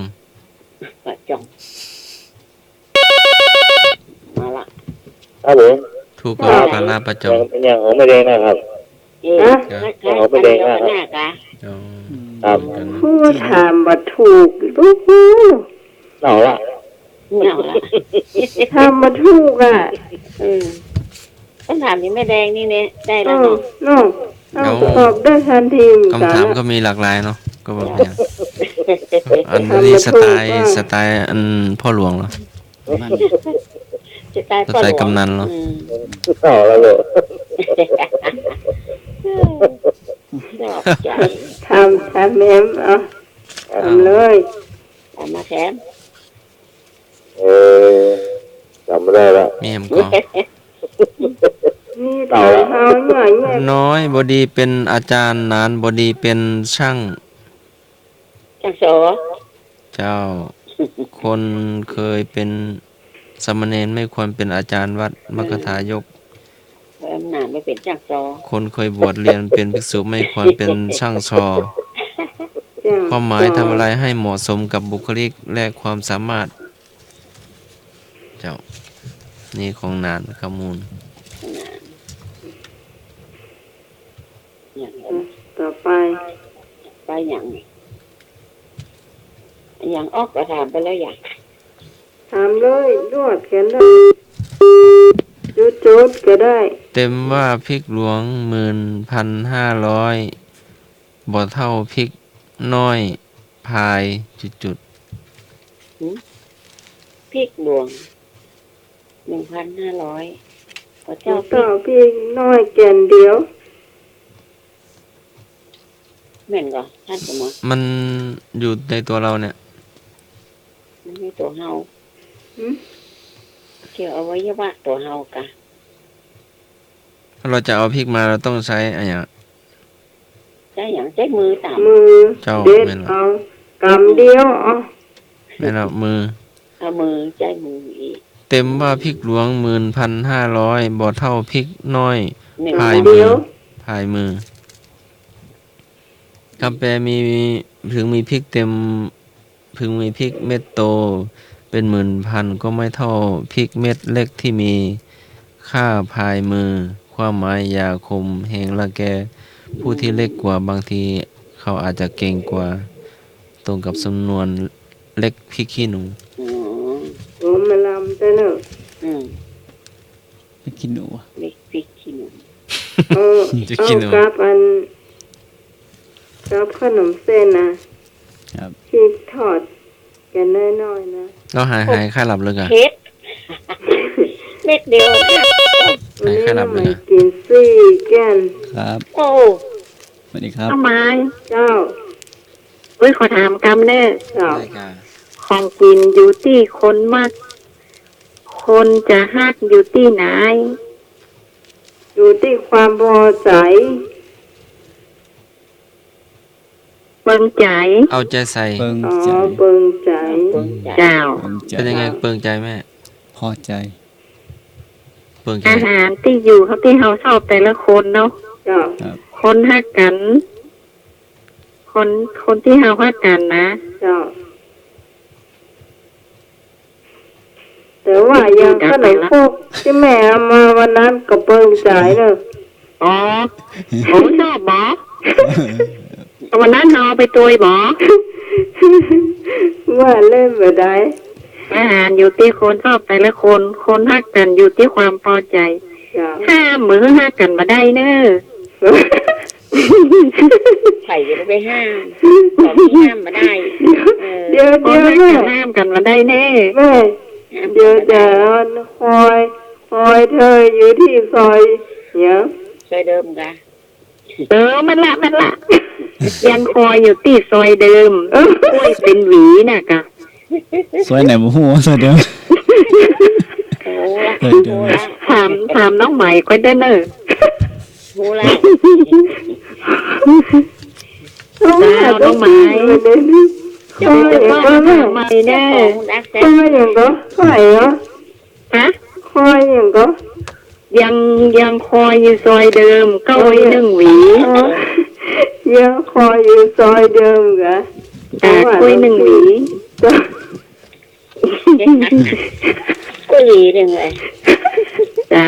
กล้วย1 หวีเปิ้นว่าเปิ้นจะกิน3 แกนก่อนอีกว่ะมาเพื่อไผ อีกประเดี๋ยวได้หวังมากเลยก็ใต้ เจ้าน้องไม้ เดี๋ยวผมกี่คนเนี่ยผม2-3 คนเนี่ยอันสมัครกันกับพี่นานขโมยนี่นั่งหมูเรื่องอยู่2 คน แต่เฮานี่หูอยู่ ไม่รู้อีโนอีเนหรือว่าไม่รู้ฟ้า มาหูหน่อยนี่ว่าเป็นไข้หัวหยัง เป็นเด็กอมมือหรือว่าเป็นนางกงก ก็คือบ่เข้าใจว่าเป็นไข้หัวหยังว่าเป็นก็ เจ้า เจ้า น้องไม้ เจ้า อ๋อที่หันนั่งนั่นเป็นป้นหนานขมูลนี้กะ เจ้า เจ้าสวัสดีเปิ้นตัวเนอะ ครับ อ๋อไปส่งพอมาเลยเนาะ ส่งเด็กๆกั โอ้ น แม่ก็เจอกันที่บ้านน้องไหมเหรอ อันนี้แม่อย่างแม่แดงกะ เจ้า ไม่แดง เอาแม่แดงเล่นเฟซ ก็ เป็น เจ กะ อกันที่บ้านน้องไหมอันเนี่ยช่วงแหล่งขวัญน่ะ แม่แดงนะ อ้าวตะกี้อยู่ในหันในที่ในออกเนี่ยในโทรศัพท์ใน ในเฟซบุ๊กเจ้า เฟซ ครับ แล้วแม่ส่งมาทางกล้องหรือว่าส่งข้างในหันทางเฟซ ก็ กะ นั่งอยู่นะ นั่งกงกอยู่นี่กะ เสื้อปุกสีเหลืองเห็น หันไปใส่เสื้อยืดเป็นแคบก็ว่าไผมันนั่งขั้นว่ะ แซ่บสีเหลืองเสื้อแซ่บสีเหลืองเนาะปุกสีเหลือง เพิ่นก็ ถาม มี ถามข้อหนึ่งเลย จำมาได้ยาเตียนเจอกัน สิทธิ์เก่าเนาะ แล้ว เปล่าเดี๋ยวปีหน้าจะจำได้กู้โคนแล้วเนอะ เจ้า ก็มาวีเท่าไปแล้วก็โมตาลายก็โมน้องไหม เจ้า แม่ถามแล้วข้อหนึ่งเนอะ เจ้า ได้กับแม่ กินคือปอตองย่องคือหยาง มองงามเจ้า ย่างคือปอ ม ตัว องงาม ย่าง ย่อง คือ คือ ป ป อ อ ตัว ตัว ยังปอตัว เจ้า เดินอย่างช้างย่างอ กิน ย่าง อย่าง แม คือ ว ปออิ่มนะกะ เจ้า แต่งตัวคือปองาม คนเฮาต้องรู้จักประมาณตน มาทำเกินตัวเก่าเวโลเพิ่นบอกอ่ะ เจ้ามีมก็มีกระถามมาเลยมีกระถามมาเลย จะไปลวกก่อนหมอ จะไปซอหยาง ต่อกันปี ถูกละปัญหาง่ายแต่ ฮะบางทีก็ง่ายบางทีก็ยาก เจ้าเนี่ยก่อ ต้องหมายถามพ่องเนอะเดี๋ยวแม่จะถามอุ้ยจะถามพ่องจู้จะถามอุ้ยจะตอบพ่อง กล้วยคำงามคำกล้วยคำงามคำตอบเลย ต้องหาอย่างประเด็นนี้ งามงามไม่เอกอะ กล้วยคำงาม งาม กล้วย ค กล้วยขำงาม ำคอควายสลามไม่โท อ๋อ พี่นานอ่านปะ กล้วยขำกล้วยขำงาม อันไหน อ่านมาถึงนี้เราจุด กล้วยค้ำงามงามค้ำกล้วย ๆโอ้ เอ้ย โอ้ ตอบไปหาแล้ว เฉลยเหีย แปลต้นกล้วยคำงามงามคำต้นกล้วย มันปีน ต้นกล้วยคำงามงามคำต้นกล้วย ความหมายเราต้องพึ่งพาอาศัยกันน้ำพึ่งเรือเสือพึ่งป่า อันนี้ไม่ได้ยูทไรนะจ๊ะ ฟังก็ฟังเลยเบรกไม่อยู่ ต่อไป มีเวลาอยู่เนาะ ขณะนี้เวลา5 ทุ่ม 42 กกหางปล่อย ไปวัด ต้องปล่อยบ้านไม่ได้กะอ้าว มาได้มันปล่อยวัด เจ้า ครับครับผม เจ้า น้ำเชื่ออย่าไปเอาเรือ อย่างก็ เรือขวาง น้ำเชี่ยวจะไปเอาเรือ เรือขวาง ขวาง จะไป ความหมาย ความหมาย เอาไม่บัวครับ ความหมาย ความหมายว่าจะได้แม่ ถ้าจะน้ำครับ ฮะก็เพิ่งได้ยิน น้ำเชื่ออย่าเอาเรือไปขวาง ไม่ใช่จระเข้ของคลองเหรอ จะเล่นกลางคลองใช่ ไม่ใช่กะ นั่น ไม่ใช่สอนจระเข้ว่ายน้ำไม่ใช่กะ ครับอันนี้เรือว่าเวลาติดกันเนี่ยก็เราโมโห อืม ตัวแล้วตัวเสียงเลยครับมันกำลังนิ่ง ไป กำลังนิ่งลดไปก่อนครับ ครับเดี๋ยวต้องมาถึงนี้เราจุด ถูกเนาะ เจ้า เล่าก็ดูเลย แต่ ฮะ แต่ก็มาถึงนี่เราก็จุดให้เขาเติมให้ ไปบ้านเขาอย่าไปนั่งดู จุด จุด ดูไร ปั้นวัวปั้นควาย ให้ลูกท่านเล่น เอาแล้วมันไม่มีขี้ดินด่างแล้วเหรอ เอานั่นก็ได้ ก็อยากให้เล่น ดินน้ำมัน ดินน้ำมันน่ะ อ๋อเอาดินปลอม ก้ เนาะ นๆน่ะ อืม แต่ต้องล้างมือนะไม่ใช่ว่าจับแล้วมา เบนน้ำมัน จับ ค ข้าวน เหนีย เดี ว ยว กินข้าว ได้ ม เบ อน ง เนี่ยแต่ก่อนเนื้อมันหอมเนอะ ดินน้ำมันร้อนแล้ว เพราะว่าบ้านต้นนั่งกินข้าวต้นนั่งกินข้าวเพราะว่าบ้านต้นติด หายใจทิ้งบ่ได้ ไปนั่งทอยเหีย นั่งพอเปิด ไปกลืนน้ำลาย ติด ใหญ่ ที่บ้านเลยครับ เขาบ่ชวนกัน กินกะ เขาจะเอิ้นนะบ้านนอกเขาจะเอิ้น ก็มอ กิน ง นะ บอก เออ เขาบ่เอิ้นกะ คนเท่าก่อนนะว่าเวลาบ้านเพื่อนเวลาไปนั่งเข้าที่บ้านอยู่นะ อืม ถ้าบ้านน ดี อก ๆนั่ เขา ง จะ ก่อนห เอิ้ น้าน นะ เพิ่นเนาะ ครับ เขาจะเอิ้นเขาจะชวนอะกินข้าวนะกินข้าวด้วยกันนะเนี่ย เจ้า ครับ เจ้า มีก่อน มี เวลามีเงินนับ เป็นน้อง เวลามีทอง นับว่าพี่ เวลาที่แย่ เวลาพี่แย่ แย่ พี่แย่น้องก็หนี มันปีแซ่บ หนีบ้างกันหนีหมดอีก ป้ากันดีหมด ครับผม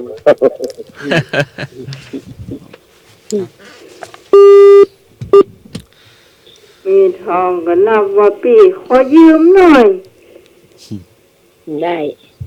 กลัวล ตาขอยืมหน่อย ำเจ้า ดาวน้องไม้ เจ้า ให้หนุยว่าใดก็ถ้าเปิ้นกินข้าวเอี่ยงก็ เดี๋ยวติ๊กบ้าน ปีกบ้านใหญ่หรอ เป็นอุ้ยนิ่มได้อ่ะเข้าหนังกินตัวอ่ะมันขยากหรอก เขาจะกินนักรอเนาะ แต่เขาไม่ได้กินนัก เขา เนาะ กินน้อยเดียวอะ เจ้าสักกล่องนี่ก็ปอละกะ เจ้า เพิ่นชวนนะ เอาไหมทานแหนมคำสุดท้ายเด้อ ตัวไม่นั่ง ได้กัน อีข้ามบน อีก โอ สัก คอมลุง อ๋อ ถึงนี่แหละ ขี่ข้างบนข ก็ น เป็นช่วงอำลา โอ้เจ้าขำตังใด ฮะ เจ้า ลูกเจ้าข้ามต่างกลาง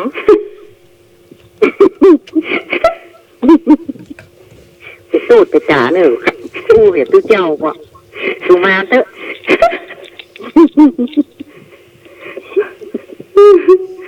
เปรียบกับคนที่ขัดแล้วความเลือดร้อนเนาะยากลำบากหาแต่ใดก็บ่พอใจอ่ะจะไปโทษใครก็บ่ได้ไปโทษผีโทษสางเอาอ่ะ โทษผีโทษสาง แม่นละ นี่แม่นนะฮะโทษผี แม่นละ โทษสาง ยังก็บ่ได้เนาะผีข้ามบนโคนข้ามลุ่มตุ้เจ้าข้ามตั้งกลางเอาสุมาเถอะพอละแต่ยันน้องไหม เดียวกันหนวดลาเจ้าย าละจะเที่ยงคืนละ น่าจะจริง แจ่มสกรรมอยู่เจ้า จะกลับ ฮืออดขันติฮือแปลงใจดีเหมือนแม่น้ำตัง ห้า เจ้า แต่นี่เพิ่นบ่มีคำแปลให้เนาะ จากหนังสืออนุสรณ์บำเพ็ญพระราชทานเพลิงศพหลวงปู่ครูพระครูสันติยานุศาสตร์ครูบาอินคำอินทนันโท ตามต่อไป กะ มีเวลาอยู่ ไอ้หนุ่ย ครับ เจ้า ได้หันแล้วก็ได้ ใบหน้าของเรามีสลีกี่ตัว ใบหน้าของเรา ใบหน้าของเรามีสลีกี่ตัว 2 ตัว เป็นยังไง บอกชัดๆหรอมีส มี ลี ตัวอะไรบ้าง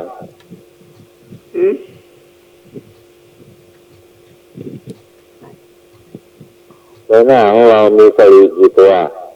2 ตัวซ้ายตัวขวา ไม่ใช่มีสิวเหรอ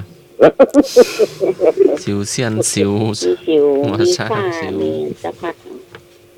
มีสระอีแม่สระอีนี่คือคิ้วเท่าไหร่เนาะ คิ้วซ้ายคิ้วขวานะ เจ้า อืม ซ้ายขวา อืม น่าจะแม่นถ้ามาใจไอ้หน่วยปฏิเสธละ แม่นแล้วมันไปมีที่ไหน วางไปแล้ว ในเขียนแบบใบหน้ามีสระอีสักอันเนาะคิ้วเนี่ยค่ะ ไปไหนล่ะ ไปละ หมอจะ ถามหมอไปหมอ เนี่ยว่ะ อย่าไปคบคนเมาจะไปเก๋าคนจุด จะไปคบคนเมาจะไปเก่าอะไรอย่างนั้น ๆเก๋าคน เราเติมใส่ เก่าคน ผีบ้าน่ะ ขาบี้อะไรน่ะไอ้ใช้ประการน่ะ พี่ผีบ้ากะจะไปเก่าผีบ้าอีก เจ้า อย่าไปเก๋าคนอย่าไปเก๋าคนบ้า เจ้า ไปเก่าคนบ้า โอ้ผลตอบกันละมันจะตอบ อ้าวตอบเลยแม่ บ่เป็นหยังจะไปโค้งคนเมาจะไปเก่าคนบ้านะกะ อ๋อเติมกรรมเดียว เปิ้นนี่เป็นไหน เจ้า มีแหมก็แม่ หรือว่า ตอบ จะ แม่ มีแหมก็ แม่มีก่อน บ่มีละ เมื่อคืนเป็น หมดแล้ววันเนี้ย มีก็ลาเลย เมื่อคืนเป็นลา เดี๋ยว เมื่อคืนเป็นนกจันทร์เมื่อวันเป็นนกเต้า เจ้า ข้าจะไม่อ่านละนี่ หมากินปูนมนุษย์จะไปฮ้อน ต้อง เจ้ามึงความหมายไงมาฮู้น่ะ อ๋อ ไป น้องไหม เจ้า อันตำรานี่ของอย่างกับของป้าจายลาไม่มีนี่ได้ก็ ว่าอย่างไร ลองเนอะ เจ้า บัดเดี๋ยวนี้เปิ้นจะลากันละกะ เจ้า เจ้า ขอลาก่อนเตอะไม่ดวงจุกผีอย่า รับดีฝันดีพื้นหุ่งเต้าแจ้ง วันหน้าวันตาจะมาอู้แท่ง เอาโจรโกงไฟหมดมุด